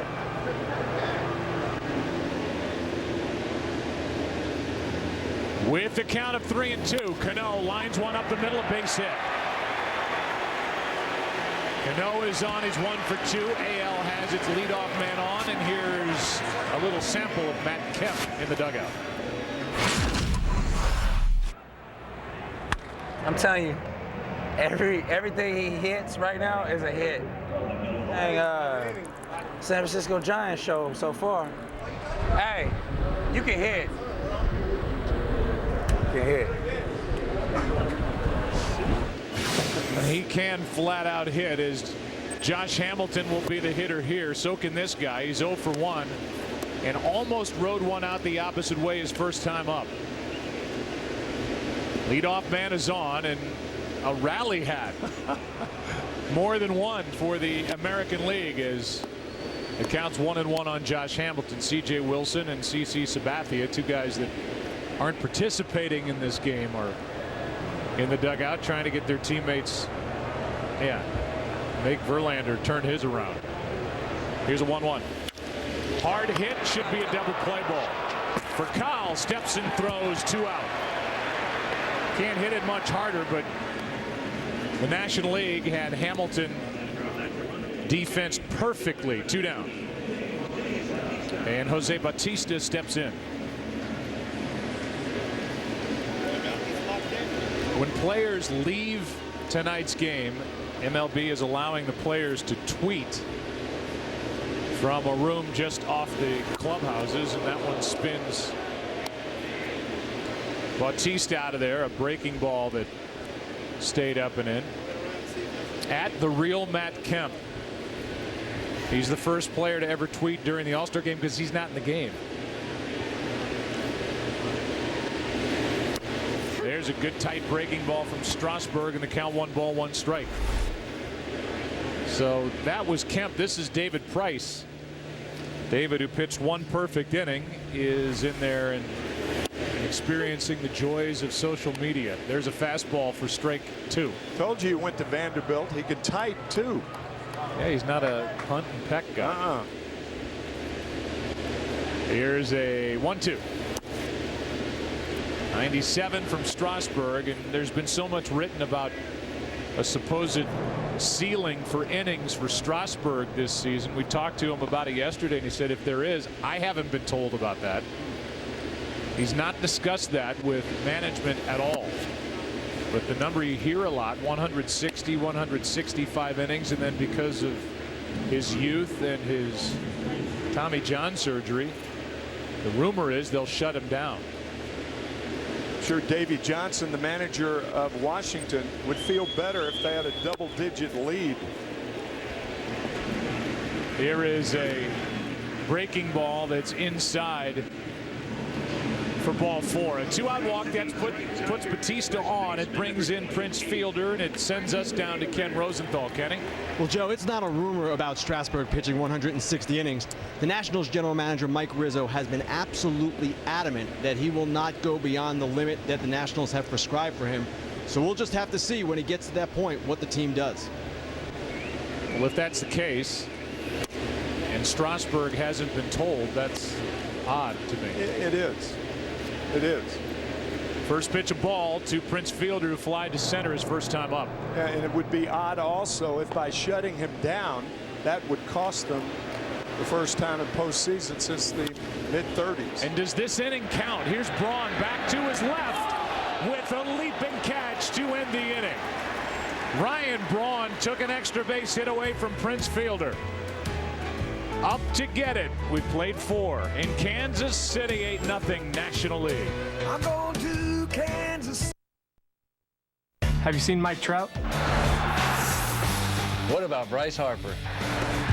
The bombs he hits are insane. You're not exactly a singles hitter. There's nothing he can't do. Except stay out late. You know, we still got a curfew.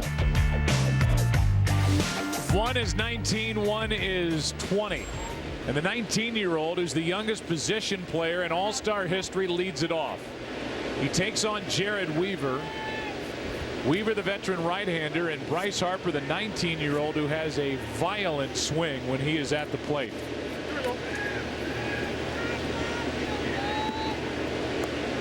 So off we go in the 5th inning in an 8-0 game. NL on top. You saw Mike Trout, and that's high from Weaver, ball 1.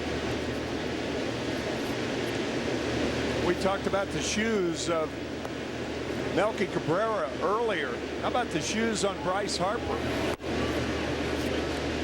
They're golden. Oh, those golden slippers. That's styling right there. 2-0 the count. Weaver brings home ball 3. Jeff Weaver, who has a no-hitter this year, is for the American League. Is their 5th pitcher of the night.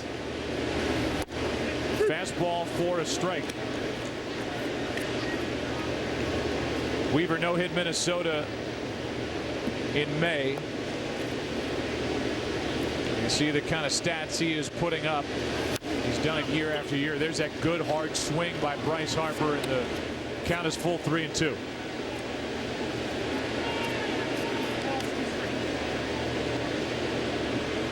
Last year Bryce Harper was playing in the futures game. Now he's in the real deal here on a Tuesday night. 3-2 pitch is ball 4 on a pitch just down and away.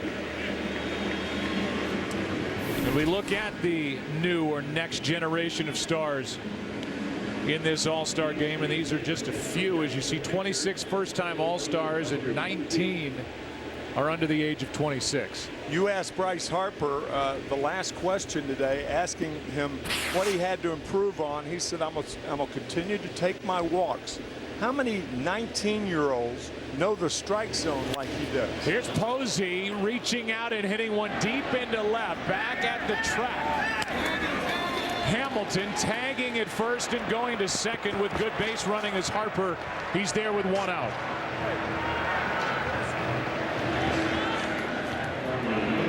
So Harper advances on the deep fly to left by Buster Posey. And even with a good arm of Josh Hamilton, Harper made it easily. Yeah, he's got such an awareness running the bases and at the plate. Here's David Wright. Runner at second, one out, and a strike from Jared Weaver. Chipper Jones saying that Bryce Harper is a man-child. That's what he said. There is nothing teenager about Bryce Harper. David Wright is a 6-time All-Star. He's #1 in Mets history in runs, doubles, extra base hits, RBIs. He's #2 in hits to Ed Kranepool. And he is signed through next year, in essence, with the club holding an option. But he's put together a tremendous first half, hitting .351, 59 RBIs. His average third best, his RBIs fifth best, and he's stolen 9 bases. Here's a 2-1 from Weaver on the outside corner, 2-2. Last Thursday night, the Mets won in the bottom of the 9th inning at Citi Field in New York. And the Washington Nationals won in Washington about 3 minutes apart. It looked like a playoff finish for both teams. Nets are proving they're for real, and so are the Nets. Here's a nice play by Weaver. He's got Harper hung up. And Bryce Harper is tagged out by Beltre on the fielder's choice. Nice play by Weaver. 2 out in the inning. The 2012 All-Star Game on Fox is sponsored by the all-new Dodge Dart. Dodge, new rules. By Ice Age Continental Drift, Friday, only in theaters. And by the new Miller Lite Punch Top Can. It's Miller time. Beautiful shot from up above. Aerial coverage provided by DirecTV. If you call yourself a sports fan, you've got to get DirecTV. Call 1-800-DirecTV. It may be humid and hot, but it is a beautiful night in Kansas City. Nice breeze through the park. And with 1 on, the runner at first, David Wright, 2 out. Here's Ugla, strike 1. Verlander went 1 inning, allowed 5 runs on 4 hits. And then the most recent pitcher for the AL before Weaver, Matt Harrison, went 1, allowed 3 with a 2-out rally. 1 ball, 1 strike. Clayton Kershaw getting ready.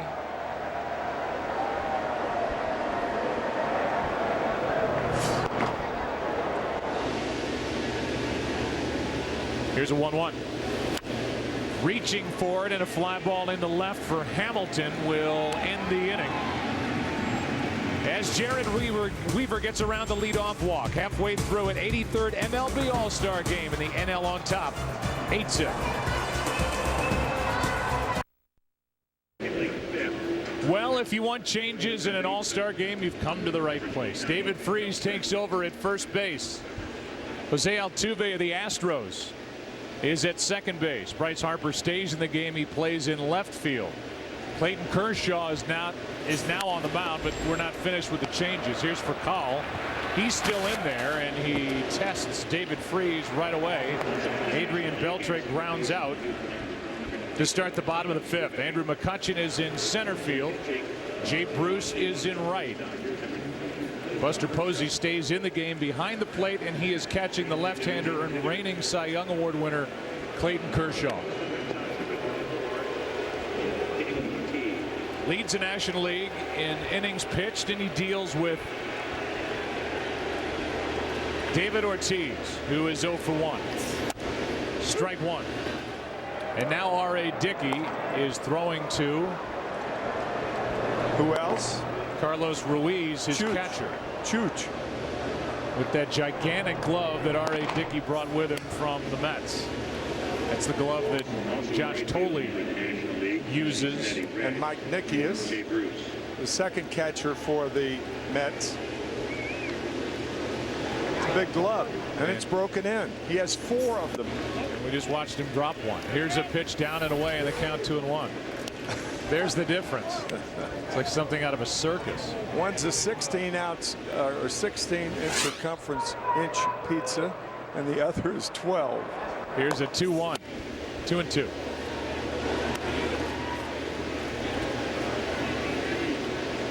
So we'll give you where these guys are hitting as we either play here in the bottom of the 5th or go into the top of the 6th. We've yet to see Chipper Jones in his final All-Star game as David Ortiz is on with a 1-out base hit to left. So he is 1 for 2, and Napoli will be the batter. The New Girl True American Bus Tour made its way to Kauffman Stadium today and greeted fans passing by. It's en route to Chicago this weekend. Be sure to catch all new season episodes of New Girl Tuesday, September 25th, right here on Fox. Here's Napoli, who struck out his first time. That was against Gio Gonzalez. Fouled out of play off to the right. Napoli hitting .228, 12 homers, 30 RBIs, and a guy that provides a lot of pop behind the plate. Somebody who has really taken a lot of pride in how he's improved behind the plate, handling a pitching staff. Here's the 0-1. Strike 2. Napoli, a huge soccer fan. He called Dirk Nowitzki of the Mavericks. Mavericks won it all a couple of years ago. Napoli and Dirk are good friends. They put a mild wager on the soccer match, and sure enough, Italy beat Germany. 0-2 the count. Runner at first, 1 out. Fly ball into left. Bryce Harper can't see it. It goes behind him, and it's 2 on with 1 out. At no point did he act like he couldn't see it until it basically landed behind him. Yeah. Well, nobody's there to help him. No shortstop. It's too deep for the shortstop to come out. And here in the Gloman, he lost the ball. Well, that's a helpless feeling.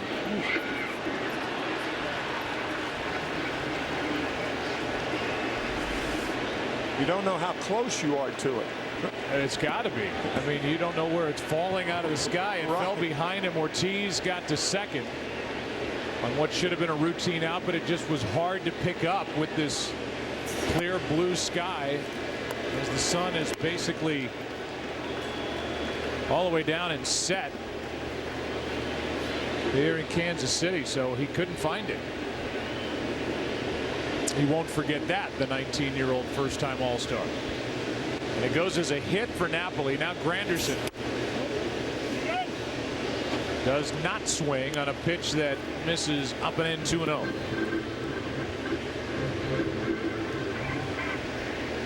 So Kershaw has to get, in essence, 4 outs.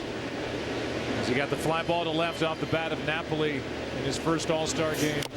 And now he gets one by the bat of Granderson, 95-mile-per-hour fastball. It's 2-1. If some of you folks out there are asking yourself, is that the most unusual stretch in baseball? The answer is yes. Now Kershaw comes stretching. Now watch the arms way above the head and back. The 2-1. Nope. That's upstairs. 3-1 in the American League, hoping to make some noise here in the 5th. Down 8-0, have 2 on with 1 out.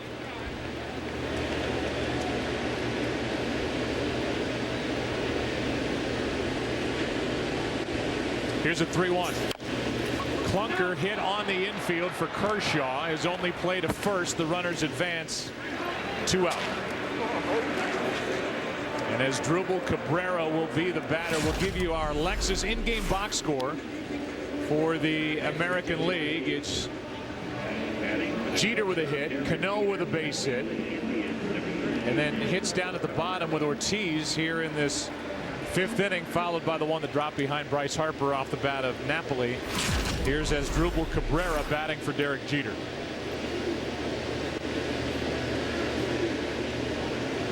The everyday shortstop for the Cleveland Indians, and Cabrera gives you some pop with the bat, good with extra base hits, and he has second and third, 2 out, ball 1 inside. First time you and I saw Asdrubal Cabrera back in 2008 or make that 2007 when he was a second baseman in postseason against the Boston Red Sox. And only had 159 games or 159 at bats that year. You could tell this guy's going to be special, and he has been for Cleveland. Second All-Star game for Cabrera as Chris Sale, real tough left-hander, gets loose from the White Sox for the AL.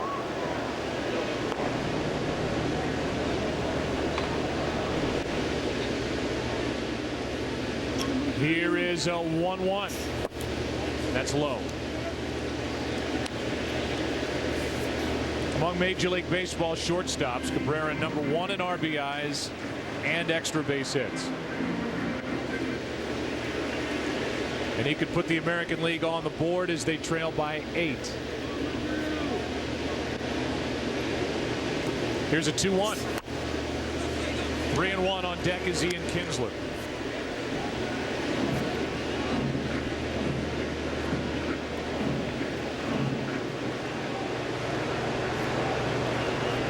National League got 5 in the first, 3 in the fourth.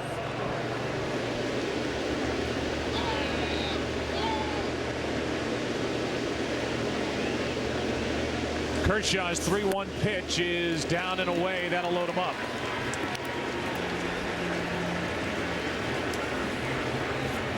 As you look at Adrian Beltre of the Texas Rangers, the first place Texas Rangers, Kershaw has just issued a walk. That will bring Dave Duncan, who is in uniform for the final time after 44 years in baseball, out to the mound to talk to Kershaw. He's been the longtime lieutenant for Tony La Russa. They've been together over 30 years, haven't they? Yeah, it's a great story with two guys obviously made their name out in Oakland, but they have stayed together since. Once again, tonight's Miller Lite trivia question: the largest deficit a team has overcome to win an All-Star game. The answer is 5. By the National League in 1955 in Milwaukee, they trailed 5-0 in the 7th and came back to win 6-5 on a 12th inning home run by Red Shandeist. No, Stan Musial. Stan Musial. I knew it was a Cardinal. I'll take Cardinals for 200, Alex. Bases loaded, 2 out. And a strike to Ian Kinsler. Now Joel Hanrahan, the closer for the Pirates, gets loose. I think Red Shandeist won an earlier 50s game in extra innings with a home run. Bases loaded, 2 out, the 0-1. In for strike 2 to Ian Kinsler.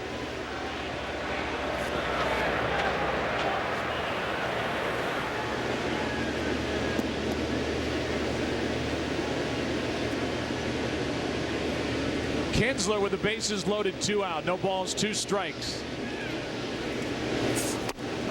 Able to lay off that high delivery, 1-2. So Kershaw has to really make an effort here in the 5th inning after that ball got behind Bryce Harper and left. And a walk to load him up.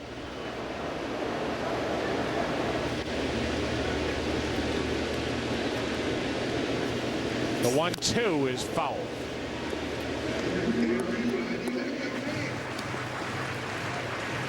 Ian Kinsler, perhaps more than any other right-handed batter in the American League, is a pull hitter. Rarely does he hit home runs to center, and certainly not to right field. I think he's hit 2 in his career to right center field.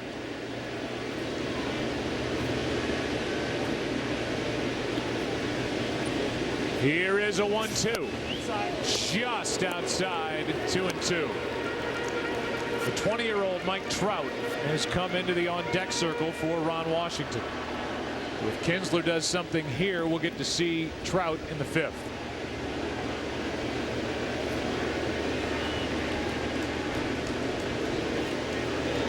Bases loaded, 2 out, 2 balls, 2 strikes. Full count. If it is Trout, we could see Hanrahan as this has turned into a long inning for Clayton Kershaw. It's been a 25-pitch inning for Kershaw here in the 5th.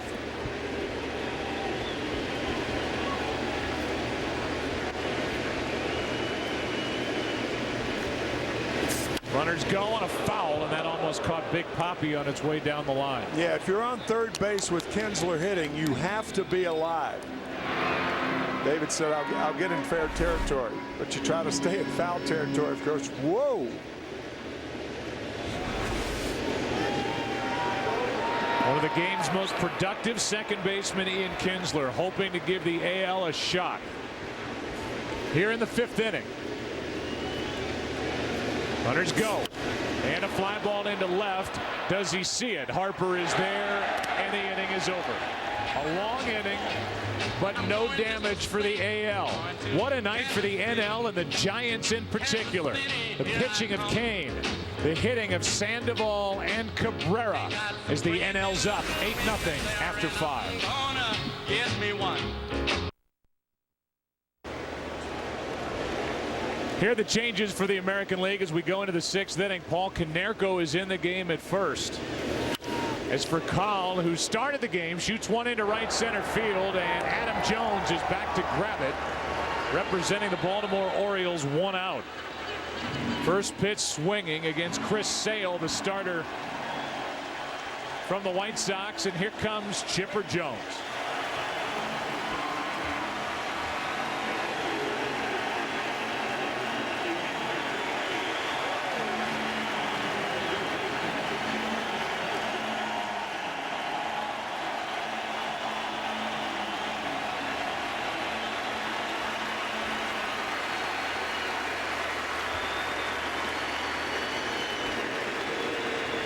First ballot Hall of Famer, and the switch hitter stands in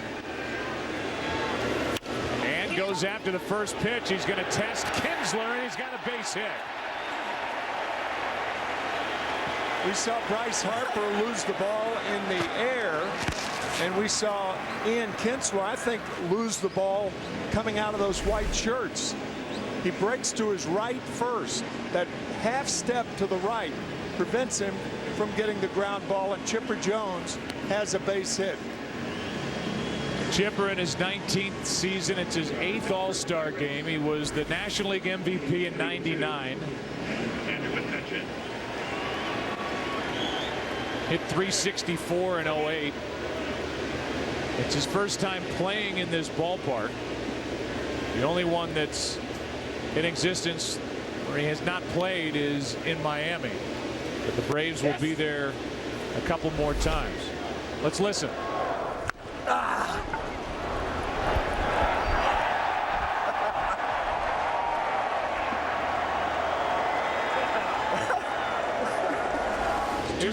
It's too late not to take those, Chipper. Here's a guy with 460 home runs, 3rd most by a switch hitter ever, and he hits a squirter for a base hit through the right side.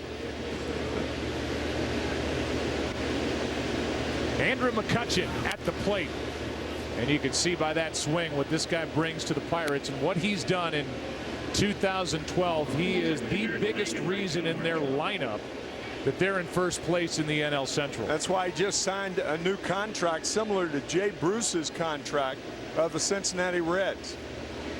$51 million extension through 2017. Pretty good pitch by Sale. 1 on 1 out, and that's ball 1 outside.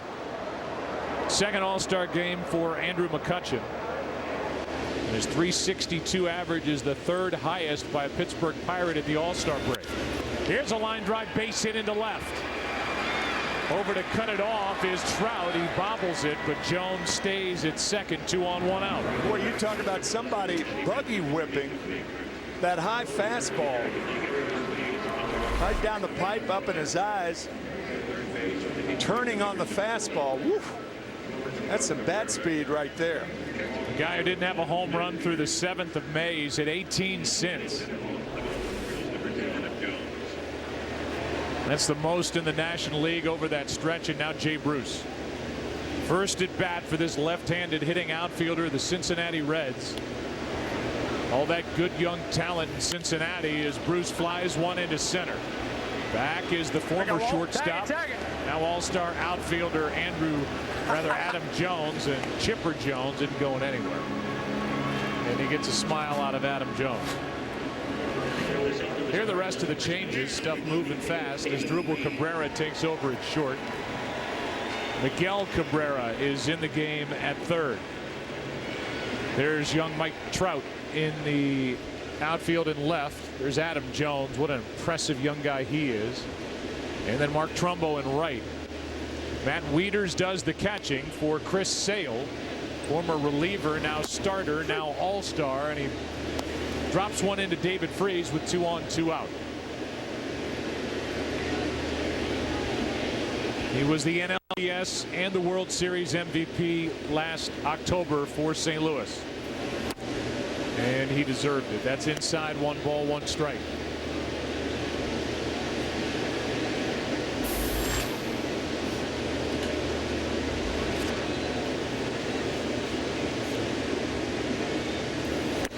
Freese batting in the spot vacated by Joey Votto, who was 0 for 3 while he was in there. Typically a third baseman. Freese playing first, and we're going to see the battery of Carlos Ruiz and R.A. Dickey when we come back in the bottom of the 6th. Every inning something surprising and different and good. Here's a strike. It's 2-2. See those good young players for the American League side.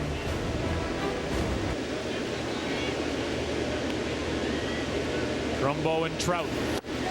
Freese strikes out to end the inning, and a scoreless frame put up by Chris Sale. We go back to the All-Star game in 1996 and flash forward to tonight. What a career. Larry Wayne Jones, 1 for 1 tonight.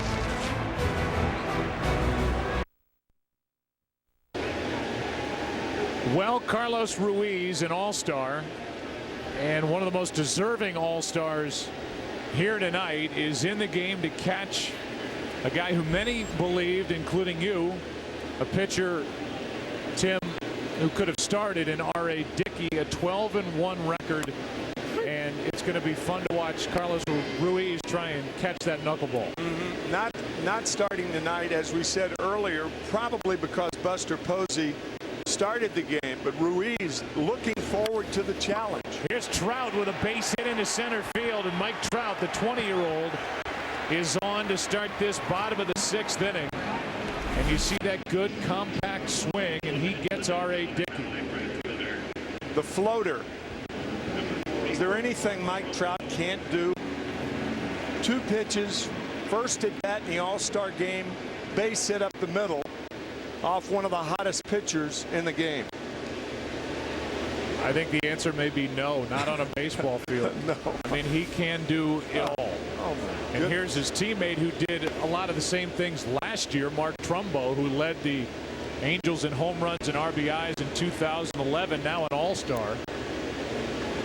And after getting displaced from his first base position, the signing of Albert Pujols, Trout steals that easily off Dickey. The guy who leads the league in hitting and stolen bases is at second in a blink. Well, I'll say it again. Is there anything Mike Trout can't do on a baseball field?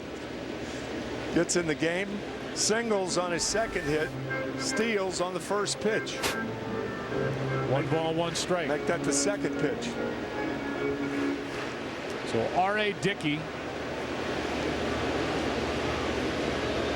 now deals with Trumbo with a count of 1 ball, 1 strike.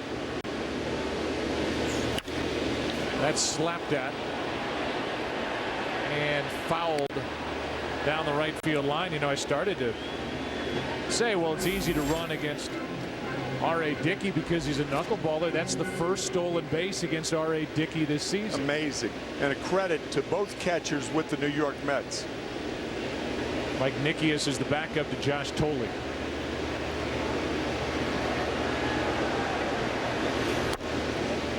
That just missed. 85-mile-per-hour fastball for a guy who was a conventional pitcher until he was with the Texas Rangers, and the combination of Buck Showalter as manager and Orel Hershiser as pitching coach convinced him to go back and try to make it as a knuckleballer. And your question to him, who was the most important part of your career? And he said it was not a guy, it's is my wife, Ann. There are 4 children. 3 of the 4 children boys. And yes, all throw knuckleballs. 2 balls, 2 strikes. One of them's only 1, so. Right. Well, his a 1-year-old's version of a knuckleball. Still 2-2 on Trumbo. In fact, one of his sons, in waving today in the red carpet treatment, waved to a crowd with a knuckle shape. I think it was Eli's 6-year-old.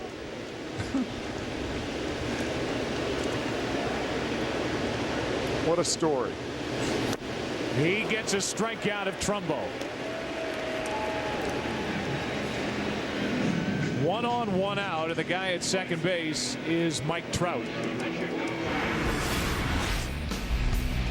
20 years old, the 25th pick overall in '09 by the Angels. And you see how the Angels turned things around since he came up toward the end of April. And he leads the league in hitting, in stolen bases, as Konerko flies one down the right field line. Foul for strike 1. And to me, Tim, when Mike Trout came up and people started to watch this guy blossom before their eyes in the big leagues, it took the focus, and this is just my theory, off no Pujols. Question. No, I totally agree with that. And Pujols, who struggled with that new big deal with the Angels, all of a sudden didn't have every eyeball on him. And now Albert Pujols is hitting like Albert Pujols, and the Angels are winning. Right. 4 games behind Texas in the AL West. That got a piece of Konerko to put 2 on with 1 out. And so far, no problems for Carlos Ruiz, the catcher, catching a knuckleball for the first time. Normally in baseball and other sports, it's the established guy that takes the pressure off the younger guy coming up. But in this particular instance, it was the 20-year-old Mike Trout taking the pressure off Albert Pujols. And for Trout, he became, when he got a base hit, as Miguel Cabrera digs in, the 3rd youngest player to get a base hit in an All-Star game. Al Kaline, Claudel Washington, now Mike Trout. Turns 21 August 7th. Cabrera swings through it, 1 ball, 1 strike.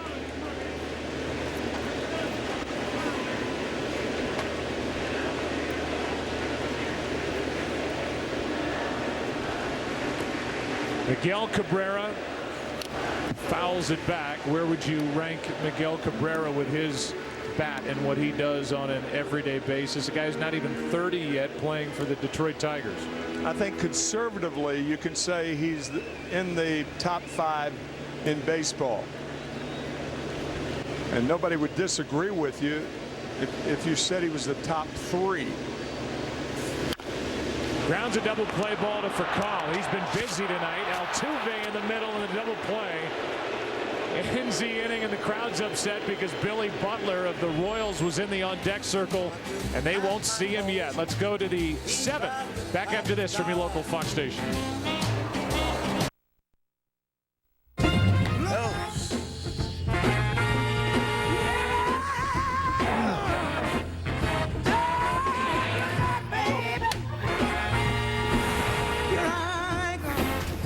How about a little James Brown dance from Andrew McCutcheon? Godfather of soul. Wow. It's a pretty good move. What talent. And now Bryce Harper, who walked his first time up, deals with Ryan Cook, who's the closer for the A's. Bryce Harper, his 2nd plate appearance, and then Carlos Ruiz will get his first at bat. And a foul ball back to the screen from Harper, and that is a unique swing. He doesn't leave anything behind when he lets it fly. In the count, 1 ball, 1 strike.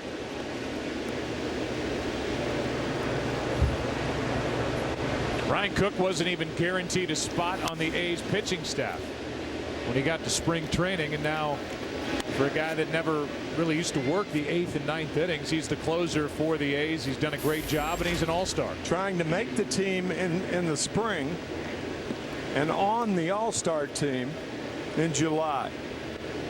Here's a 1-2 pitch. Got him looking, and a strikeout starts the 7th, and we go down to Aaron Andrews. Derek Jeter and the AL really need to recover here. Down by 8 runs. We saw Chipper Jones give a passionate pregame speech. Anything you can tell these guys? I tell these guys after Chipper's passionate pregame speech, I don't know if I can follow that up.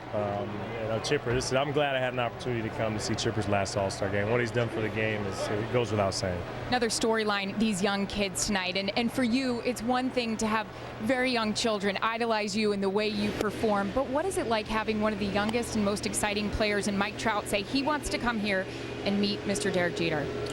Well, first, don't call me Mr. He did. I didn't. Yeah, don't call me Mr. That's my dad. But, yeah, it always feels good. I like to see the young players when they come up, especially guys like him and Harper. They play the game the right way. They play it hard. And, I think a lot of times people pay so much attention to statistics to judge players, but I like to see how they play the game. They have fun, and they both play hard. New York Yankees having some fun here despite all the adversity you guys faced in the first half, and you really handled it so easily. I don't know what was going on in the clubhouse, obviously, but best record in all of baseball. What can you expect second half now? Well, I mean, we have injuries, but every team has injuries. It's just if you're able to overcome them, and we've had a lot of guys step up. Our bullpen's been great. Our starters have been good. People coming off the bench. You need all 25 players. Sometimes you need a few more, and we've definitely used a lot. Thanks for your time. Appreciate it. All righty. All right, Joe. All right, thanks, Aaron. And Derek Jeter said the same thing Robinson Cano told us before the game, which was, yeah, we're playing great. We've got a great record, best in baseball, but the difference this year compared to last has been the bench and guys like Andrew Jones and Eric Chavez and Jason Hicks. Bench in the bullpen. And the bullpen's been great. When you lose Mariano Rivera and Rafael Soriano steps in, it's not like, things are the same, but they're almost the same as far as the end of the game is concerned for the Yankees. How would you rank the handling of a bullpen, the job done by Joe Girardi? Best in the business. This year, he's been the best in the business at handling his bullpen. And handling that team since he took it over in 2008. They did not make the postseason, but they won it all in 09, and they've been there in the postseason at least the last 3 years. That's strike 3 and a nice inning for young Ryan Cook. And that keeps it 8-0 as we go into the bottom of the 7th. To give you our Verizon game summary, and it's been a lot of Giants and a lot of Giants success early. Sandoval with a bases clearing triple. First bases loaded triple in All-Star game history. Matt Cain was good in 2 innings, and Melky Cabrera leads baseball in hits, and he's got 2 tonight. And you can vote on Twitter as to who you think the 2012 All-Star game MVP will be. Tonight's game is sponsored by the Lexus CT Hybrid, miles from ordinary. By Walmart, where you'll find low prices store-wide. Save money, live better, Walmart. And by the Bourne Legacy, there was never just one, in theaters August 10th.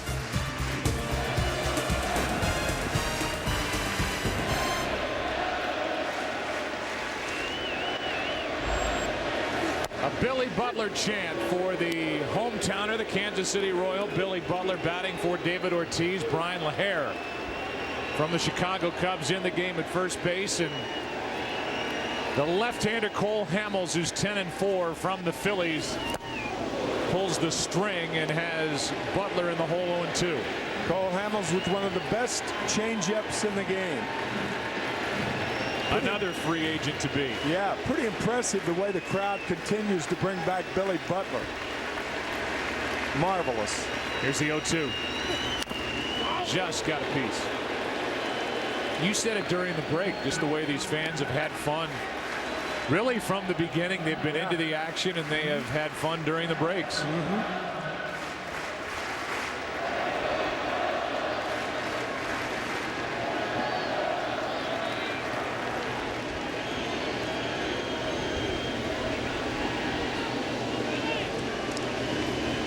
Nothing in 2 the count. That's inside.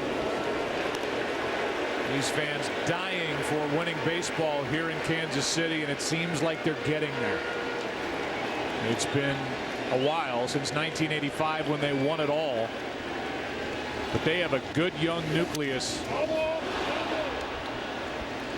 And they love Billy Butler here tonight with the ovation before. Prolonged.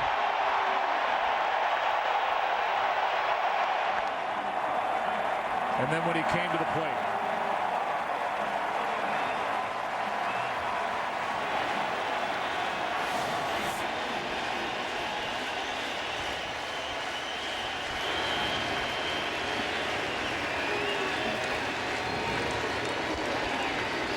One ball, two strikes from Cole Hamels. Hard hit, backhanded pick by David Wright, 1 out.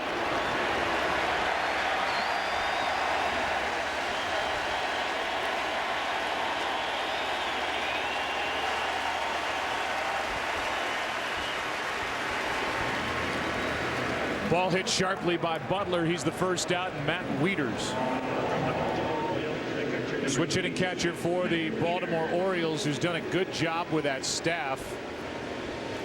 And the manager, Buck Showalter, has got that organization turned around. The Orioles are in second place in the AL East, right there in the wild card chase. 7 out in the division, but there's the hammer at the back end of their bullpen.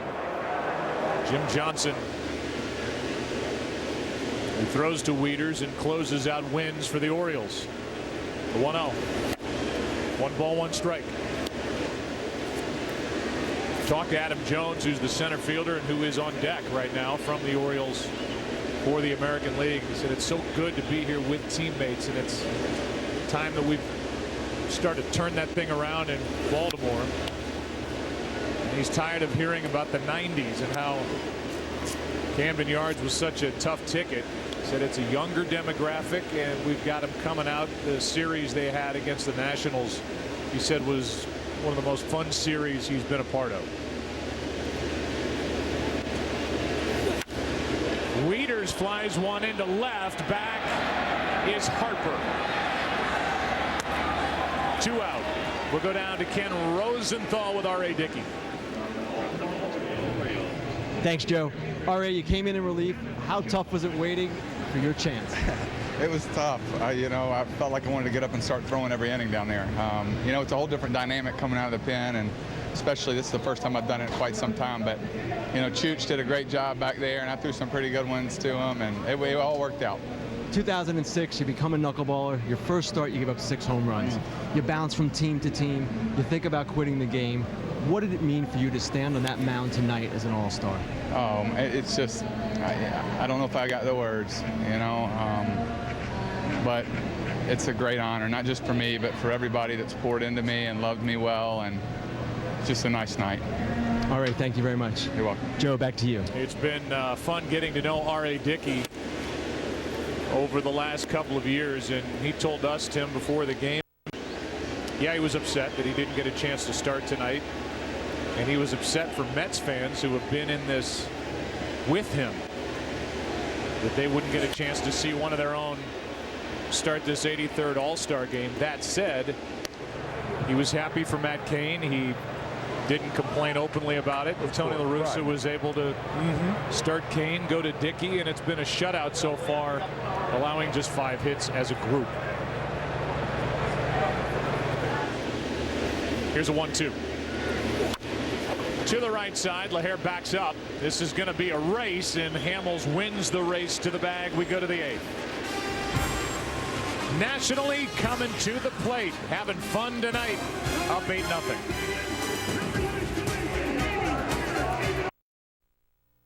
Mount Kilimanjaro, I climbed it, all 19,000 feet of it. He did that this past off-season, climbing Mount Kilimanjaro in the African country of Tanzania. He and his wife Ann are helping to raise awareness and funds for the Bombay Teen Challenge, an organization dedicated to rescuing young women from forced human trafficking in Mumbai. To learn more, go to bombayteenchallenge.org.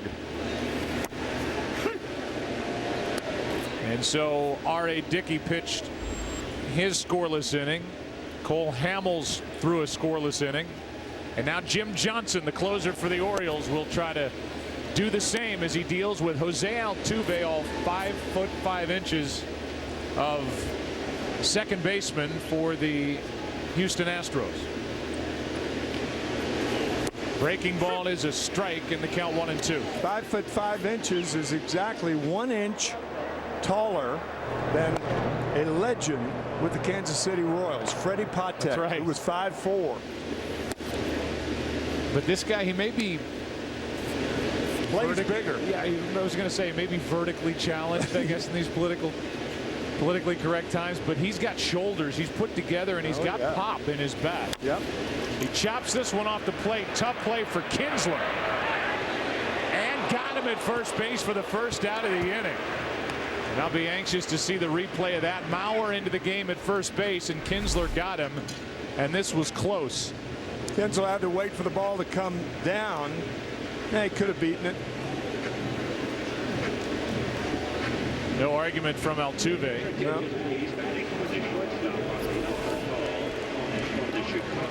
And so he's the first out here in the 8th. Good play by Ian Kinsler, and Starlin Castro, another one of the game's bright young stars, digs in, representing the Chicago Cubs. He takes over for Furcal, who while he was in there was 1 for 3 with a triple and a run scored. Ball 1 from Johnson. Here's that play at first base. Yeah, good call. Foot coming down late.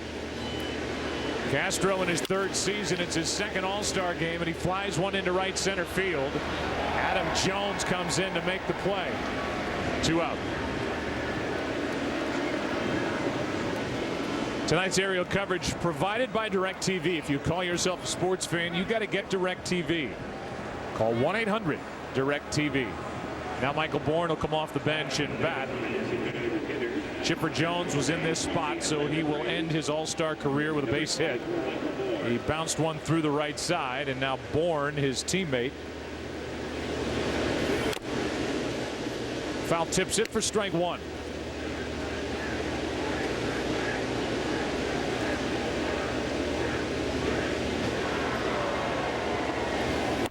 Bourne replaced Ian Desmond, the shortstop of the Washington Nationals. Desmond's having a great year, and Michael Bourne in his 2nd All-Star game, a 2-time Gold Glove Award winner. The guy who's got the most stolen bases in baseball since 2008. He can fly. Playing for the Atlanta Braves, who have inched ahead of the New York Mets in the National League Central. They're 4 out. The Mets 4.5. Here's a swinging strike 3, and the inning is over. We go to the bottom of the 8th.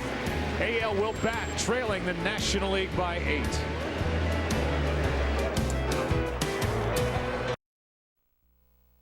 Thanks to the Chevrolet Diamonds and Dreams program, Prince Fielder's MVP performance at last year's All-Star Game earned a youth baseball field makeover for the city of Milwaukee. Chevrolet's commitment to youth baseball is strong. See how the kids in your community could get a field makeover at ChevyBaseball.com. That's the voice of Ken Rosenthal. That is Starlin Castro, who takes over at short for Furcal after hitting for him. And Craig Kimbrell, who's the reigning Rookie of the Year in the National League. Because of a lot of that, 99 miles per hour by the bat of his Drupal Cabrera for strike 1. Underway in the bottom of the 8th inning. 8-0 NL on top.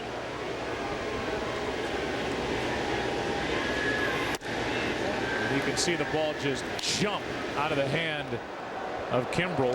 1 ball, 1 strike as Fernando Rodney gets loose beyond the wall and left, and Aroldis Chapman, the left-handed closer for the Reds, gets loose behind the wall and right. So good luck AL. That's a swinging strike 2. Throw away the radar gun. 99 to 100 for Kimbrell, and Chapman up to 105. That's right, up to 105. You might see that tonight. Oh man. 1 ball, 2 strikes from Kimbrell, and that's strike 3 on a nasty breaking ball, 1 out. And let's go down to Ken Rosenthal with Chipper Jones. Thanks, Joe. Chipper, your first trip to this ballpark, your last All-Star game. How would you describe the experience? Unbelievable.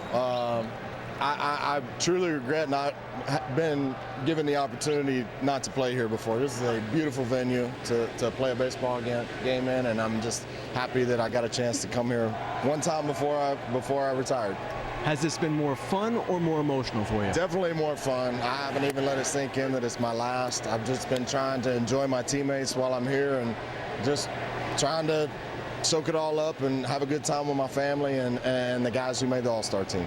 Chipper, thanks a lot. All right, my pleasure. Joe, back to you. All right, thanks, Kenny, and thanks to Chipper Jones for allowing us to eavesdrop on his pregame speech, the 40-year-old.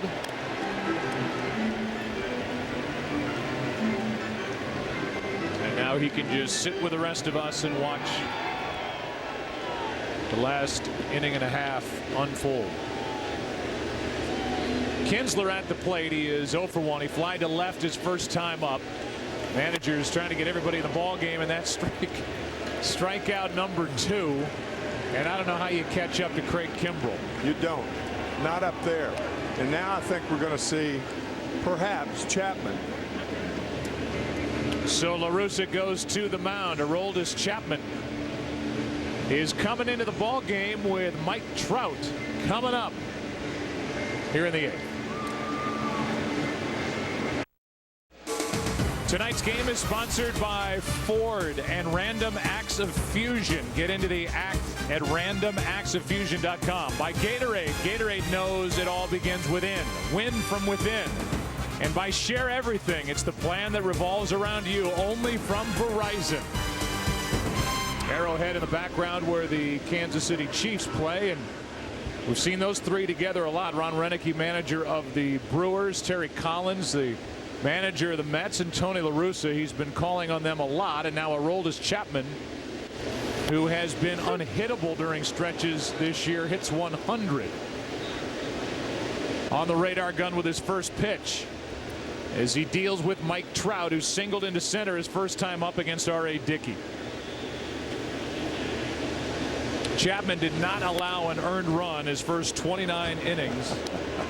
As that one goes to 101, and Carlos Ruiz just threw his shoulder out trying to catch it, reaching for it. 41% of the time he gets a swing and a miss, which is the highest rate in baseball. 98, so he let up, and the count 2-1. The Cuban-born left-hander. Reds unloaded on him contract-wise, and it's finally all come together. There's a strike. Their outstanding general manager, Walt Jocketty, who for the longest time was with Tony La Russa in St. Louis, sat Chapman down on his way out at the end of last year and said, look, it's time to step up, get serious, and go about your business. And now as he hits 101, he is the late inning hammer for Dusty Baker and the Reds. 2 pitches, fastball, slider.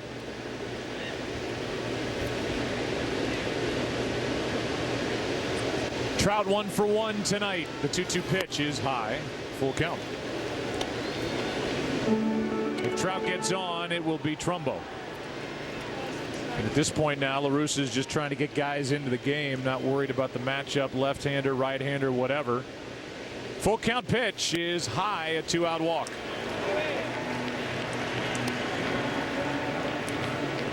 Give you tonight's Dodge game summary. We'll give you a look. Matt Cain started in 2 shutout innings from the Giant right-hander.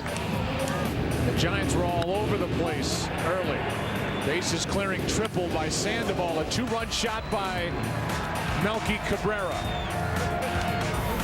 As the NL jumped out to 5 in the first, 3 more in the fourth, lead 8-0. And last 3 All-Star games, the pitching for the National League, 25 2/3, 2 runs on 17 hits, a combined ERA over 3 games of 0.70.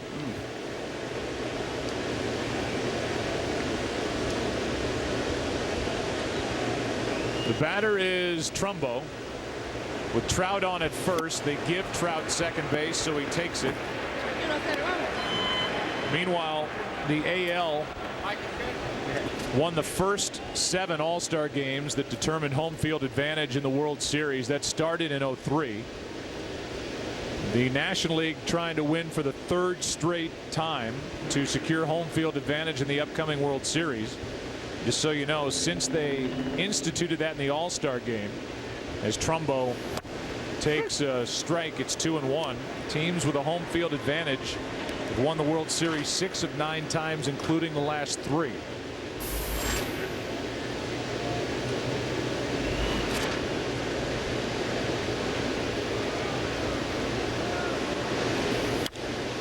In fact, Ron Washington has been victimized the last 2 years as manager of the American League All-Stars.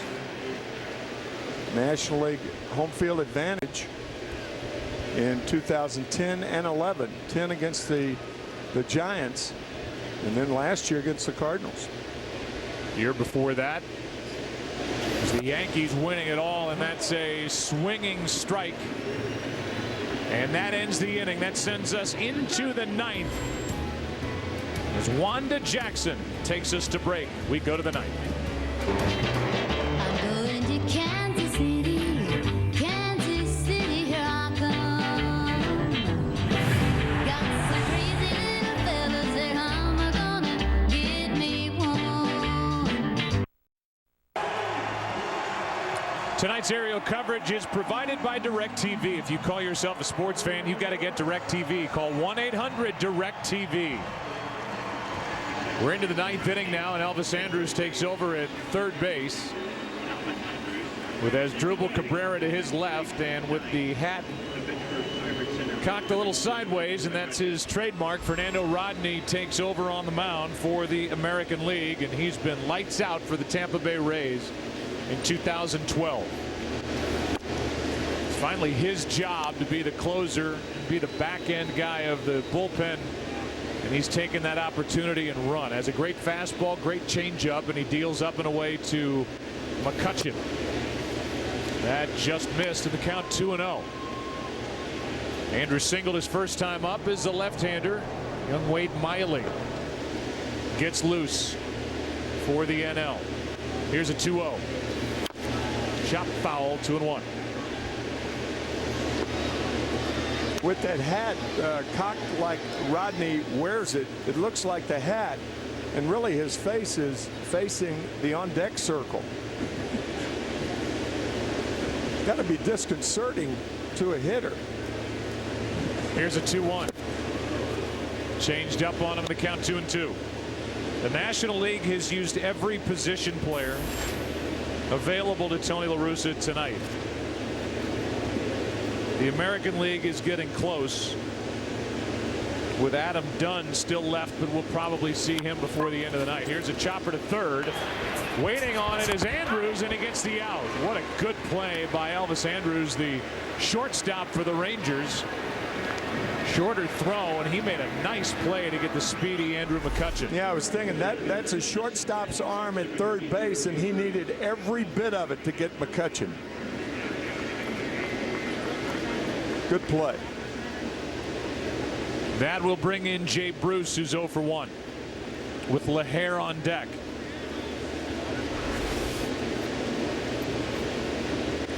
Rodney gets a strike on Jay Bruce. Elvis Andrus back to his old position. Yeah, because of the shift for Bruce. So he's playing where a shortstop typically would, and everybody else on the infield's on the right side, as that's over but low. And the count 1-1. We had a chance to talk with Charlie Manuel, the manager of the Phillies, last year, and he was talking about the guy that played Jay Bruce. Charlie Manuel is one of the best students of the game and students of hitting and hitting instructors, and he thought this guy was just going to keep getting better and better and just be a superstar with his swing. Good pitch by Rodney, strike 2. Oh, tailing fastball, started off inside, floated back over the plate.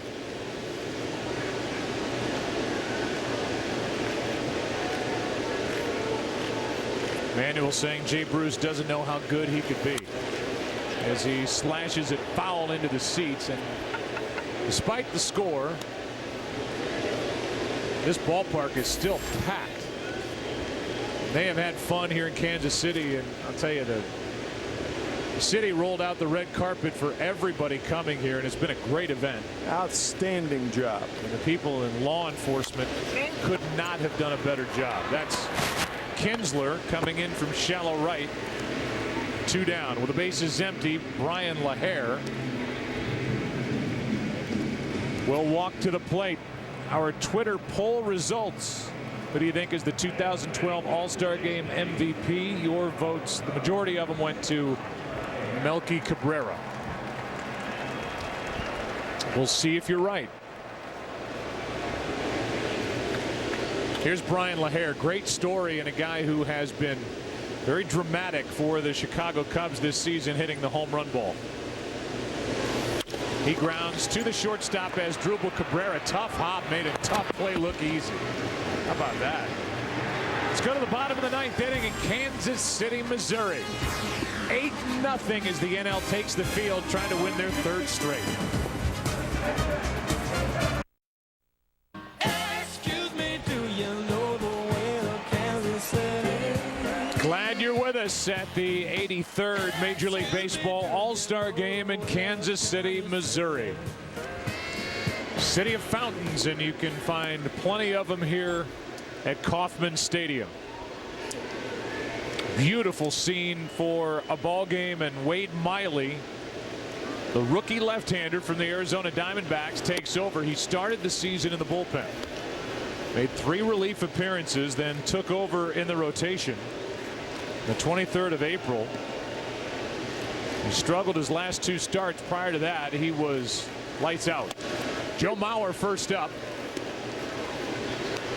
and the Minnesota Twin has a 1-ball 1-strike count.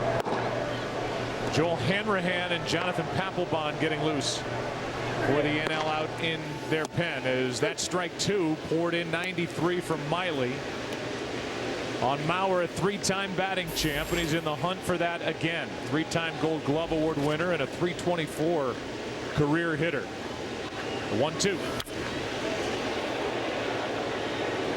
29 years old. He plays in a big park. His home runs are down, but his average .326, 4th best in the American League at the break. One of the big reasons for that, with 2 strikes, he hits the ball to left field. He is an average hitter, and get down Wade Miley. Yeah, that's a typical Joe Mauer at bat. Hangs tough, 2 strikes, goes the other way, and takes Miley up the middle. We'll bring in Elvis Andrus with Billy Butler coming into the on-deck circle, and Andrus is looking into the dugout to see if La Russa is going to pop out of there. Not yet. Elvis gets his first at bat. The only position player left for the AL is Adam Dunn. Plenty of arms left in the bullpen for the National League. Showed you 2 of them getting ready. There is a pitch over below ball 1 to Elvis Andrus.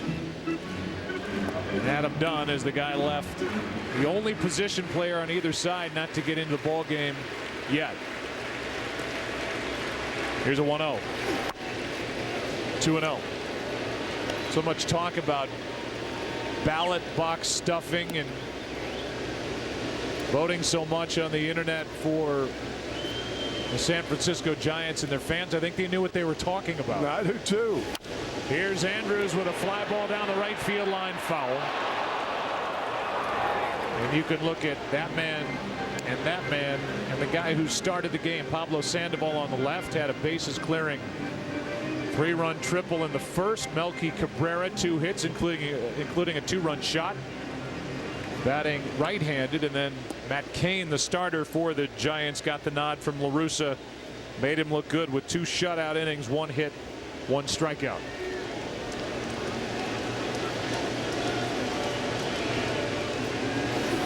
Andrus with another foul ball. Elvis already has 545 hits in his career, and he's only 23. Doesn't turn 24 until next month. It's his 2nd All-Star game. And he was very important to help solidify that defense in Texas and back up what is an outstanding pitching staff. Such a musical tribute night here in Kansas City with different versions of Kansas City. And a reminder that Elvis was the first and only Elvis to play in a World Series. Here is a 2-2. So says the kid from Memphis. Yeah. To my right. Full count from Miley, and this crowd wants to see Butler hit one more time. Runner at first, nobody out.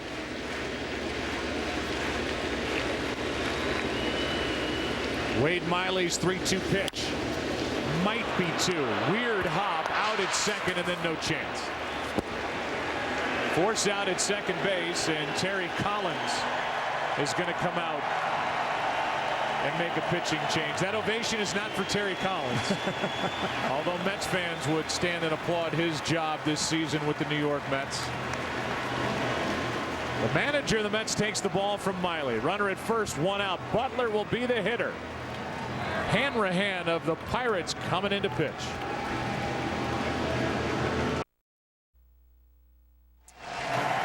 We welcome you back. It's 1 on, 1 out. We look ahead to Fox Saturday Baseball this Saturday as we return to the afternoon, 3:30 Eastern, 12:30 Pacific. Mets and Braves, Cardinals and Reds, Tigers and Orioles. Hope you join us. It's presented by Budweiser. Check local listings for the game and start time in your area. 1 on, 1 out. Andrews will take second base on a strike to Billy Butler from Joel Hanrahan, who has great action on his fastball that bores in on right-handed batters. Hanrahan, second All-Star game, 63 saves since the start of last year. So he's been busy for the Pirates and has that good velocity 98. And the count 1-1 on Billy Butler. Now Papelbon getting loose. Here's a 1-1. Strike two. Looks like a splitter from Hanrahan. Nasty. Ought to change his name to Hammerhand. That stuff, I'm telling you, really went down.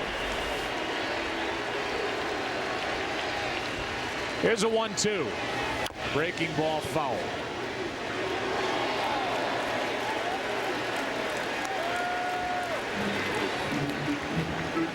Leadoff hit by Mauer. Force out at second, hit into by Elvis Andrews. He took second. Wieters on deck. AL trying to avoid the 8th shutout in All-Star game history. A 1-2. That one gets back to the backstop as Ruiz barely touched it. Over to third goes Andrews with a count 2-2. Well, you could hear Billy Butler. I think that was Billy Butler. That was audible. Thought that ball had hit him almost. Ruiz with no chance.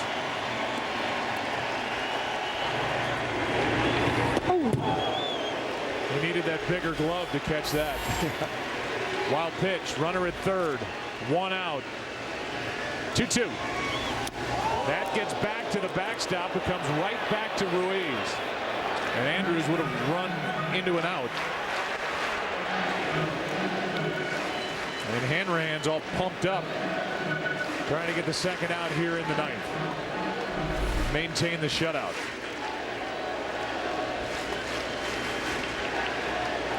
American League down 8-0. Good play by Andrews. No sense forcing it. Butler grounded out his first time up, so his second at bat. 3-2 pitch. Just got a piece.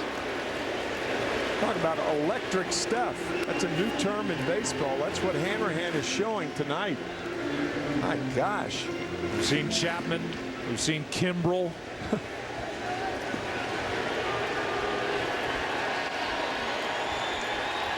(3-2). 2 out. Billy Butler strikes out for the second out of the inning, and now Ron Renicky gets to make a pitching change.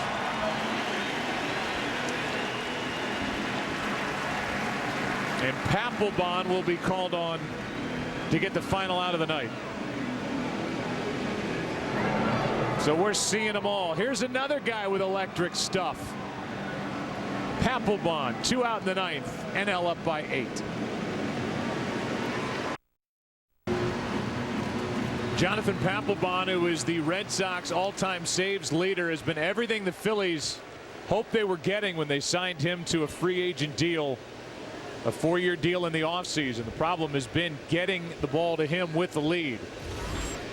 He's blown a couple, but he has thrown well, and he gets one by Wieters. Strike one with 2 out in the 9th inning, runner at third, 8-0 game, and Papelbon trying to end it and preserve the shutout. Adam Jones on deck.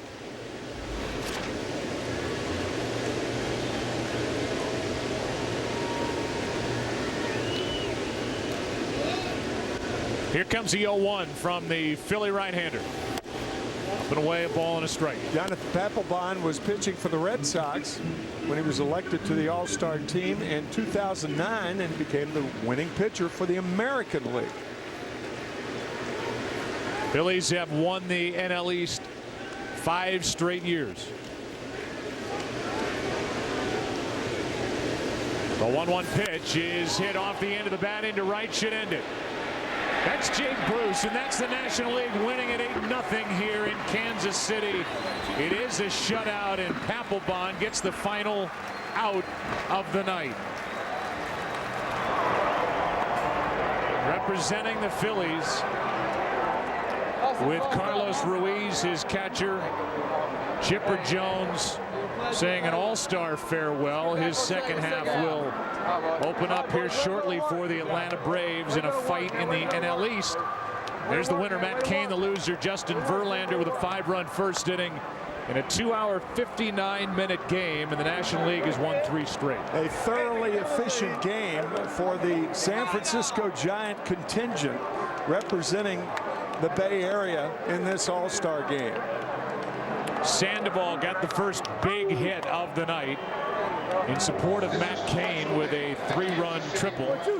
Tony La Russa, who came back in essence out of retirement to manage, will walk away a winner. And for La Russa, it's his first win as a National League manager and all-star game. He goes back into retirement, and he and his crew have just secured home field advantage for the National League in this upcoming World Series.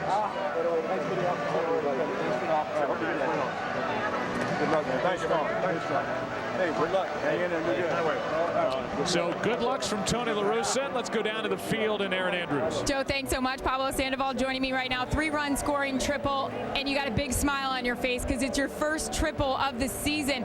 What was working for you against Justin Verlander, no less? You know, I just get there in the home plate, you know, get a pitch second hit. So he don't have command his fastball. You know, I just get a curveball, you know, right there, hang it. So I put a ball in the wall.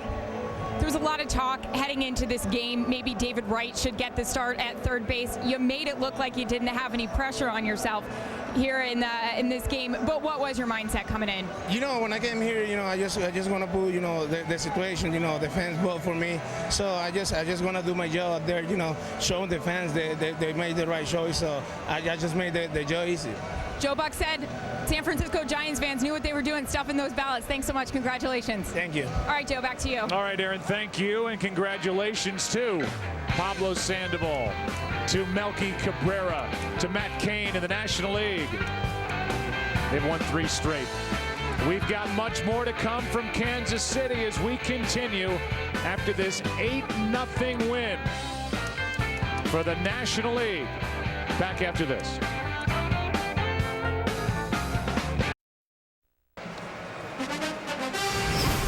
Welcome to the Chevrolet All-Star post-game show on Fox.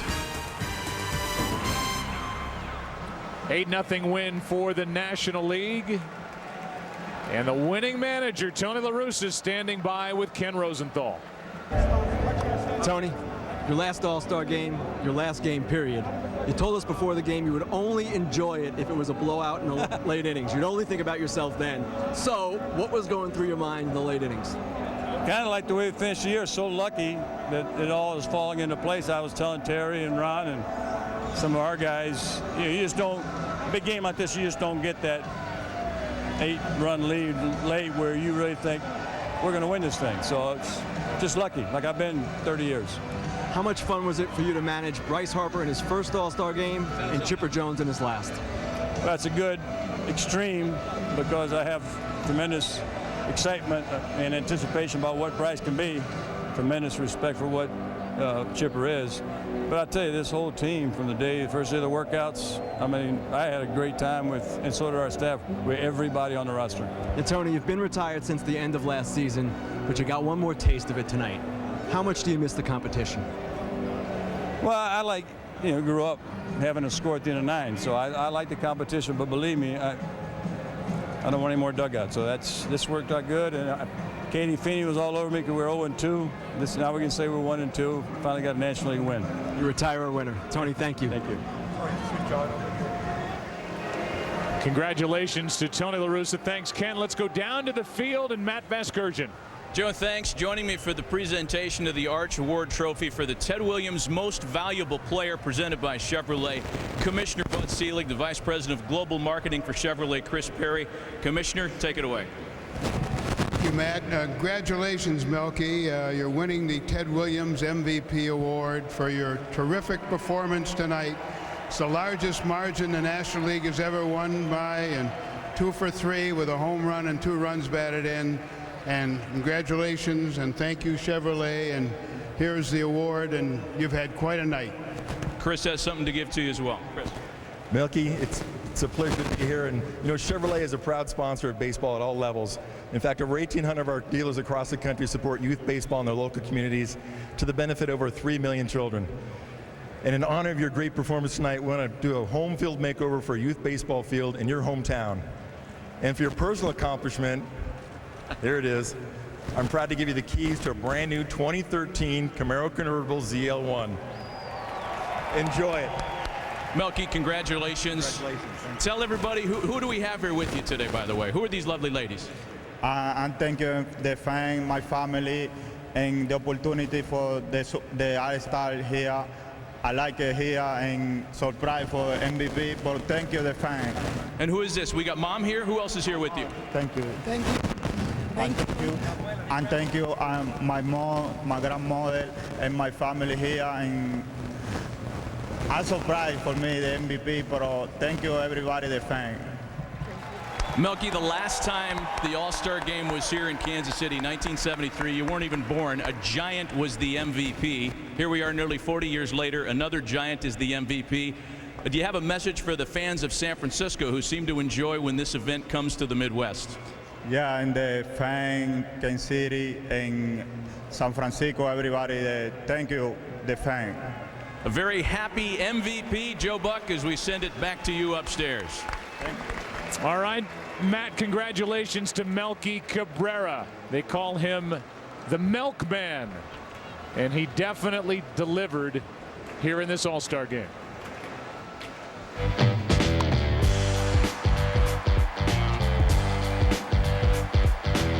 Hombre de leche, delivery.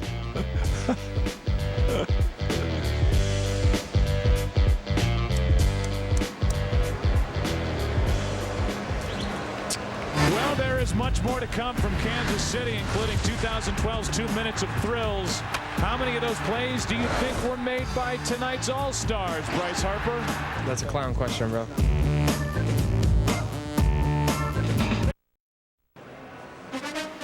And welcome back to the Chevrolet All-Star postgame show on Fox. It's an 8-0 win for the National League over the American League, and it's Kane over Verlander as the National League has won 3 straight. We go down to the field. Standing by with Ken Rosenthal is Mike Trout. Thanks, Mike. First All-Star game, your first at bat is against a knuckleballer. What were you thinking about the baseball gods at that point? I was going up there. I was trying to see a pitch, see when it moves, see how it reacts to it, and I just try to stay short. Pujols told me all about you. Oh, really? That's awesome. Just try to stay short and stay up the middle. You can't get real big with him because you don't know where it's going. What was this experience like for you? It's a dream come true as a kid, and I'm gonna remember this, the rest of my life. Mike, thank you very much. Yeah, thank you. Back to you. All right, the kids did well tonight, didn't they? And Ken, thank you very much. Thanks to Aaron and obviously to Tim McCarver and our pregame crew of Eric Karros Harold Reynolds and Matt Vasgersian. Well, coming into this game, so many people looked at the American League and said, well, they've got such a huge advantage with their lineup. And it's the National League winning for the 3rd straight year behind brilliant pitching and big, giant hits. And I mean hits by giants. A half of the season is in the books. And so right now we present for you 2012's 2 minutes of thrills.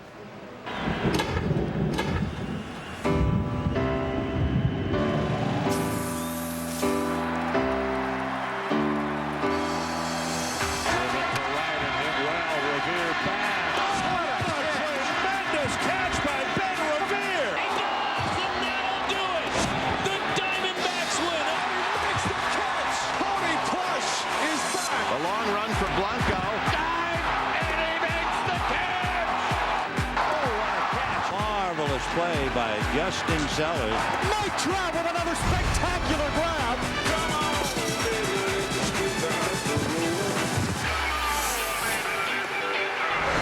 What a play by Brandon Phillips. The Gold Glover behind the back. Look at that play. Wow. A spectacular play by Quentin Berry. There's number 1. And several more hundred to follow. High and deep to right. The corner. It is number 400 for David Ortiz. A 400 for Kaneko. Hell yes. That ball is high. It is far. It is gone. Josh Hamilton has hit his 4th home run of the ball game. I don't think I've ever seen anything like that. It's a walk-off for Derek Norris. A walk-off for Jim Thome ties Sammy Sosa for number 7 on baseball's all-time home run list. Get out of here! Grand slam! Ball game! Walk off! Happy Mother's Day! He swung. Brzezinski has got to throw it down. It's a perfect day for Philip Humber. Torrey Hunter giving chase, still going back. Jared Weaver has no hit. The Minnesota Twins. Johan Santana has thrown the first no-hitter in Mets history.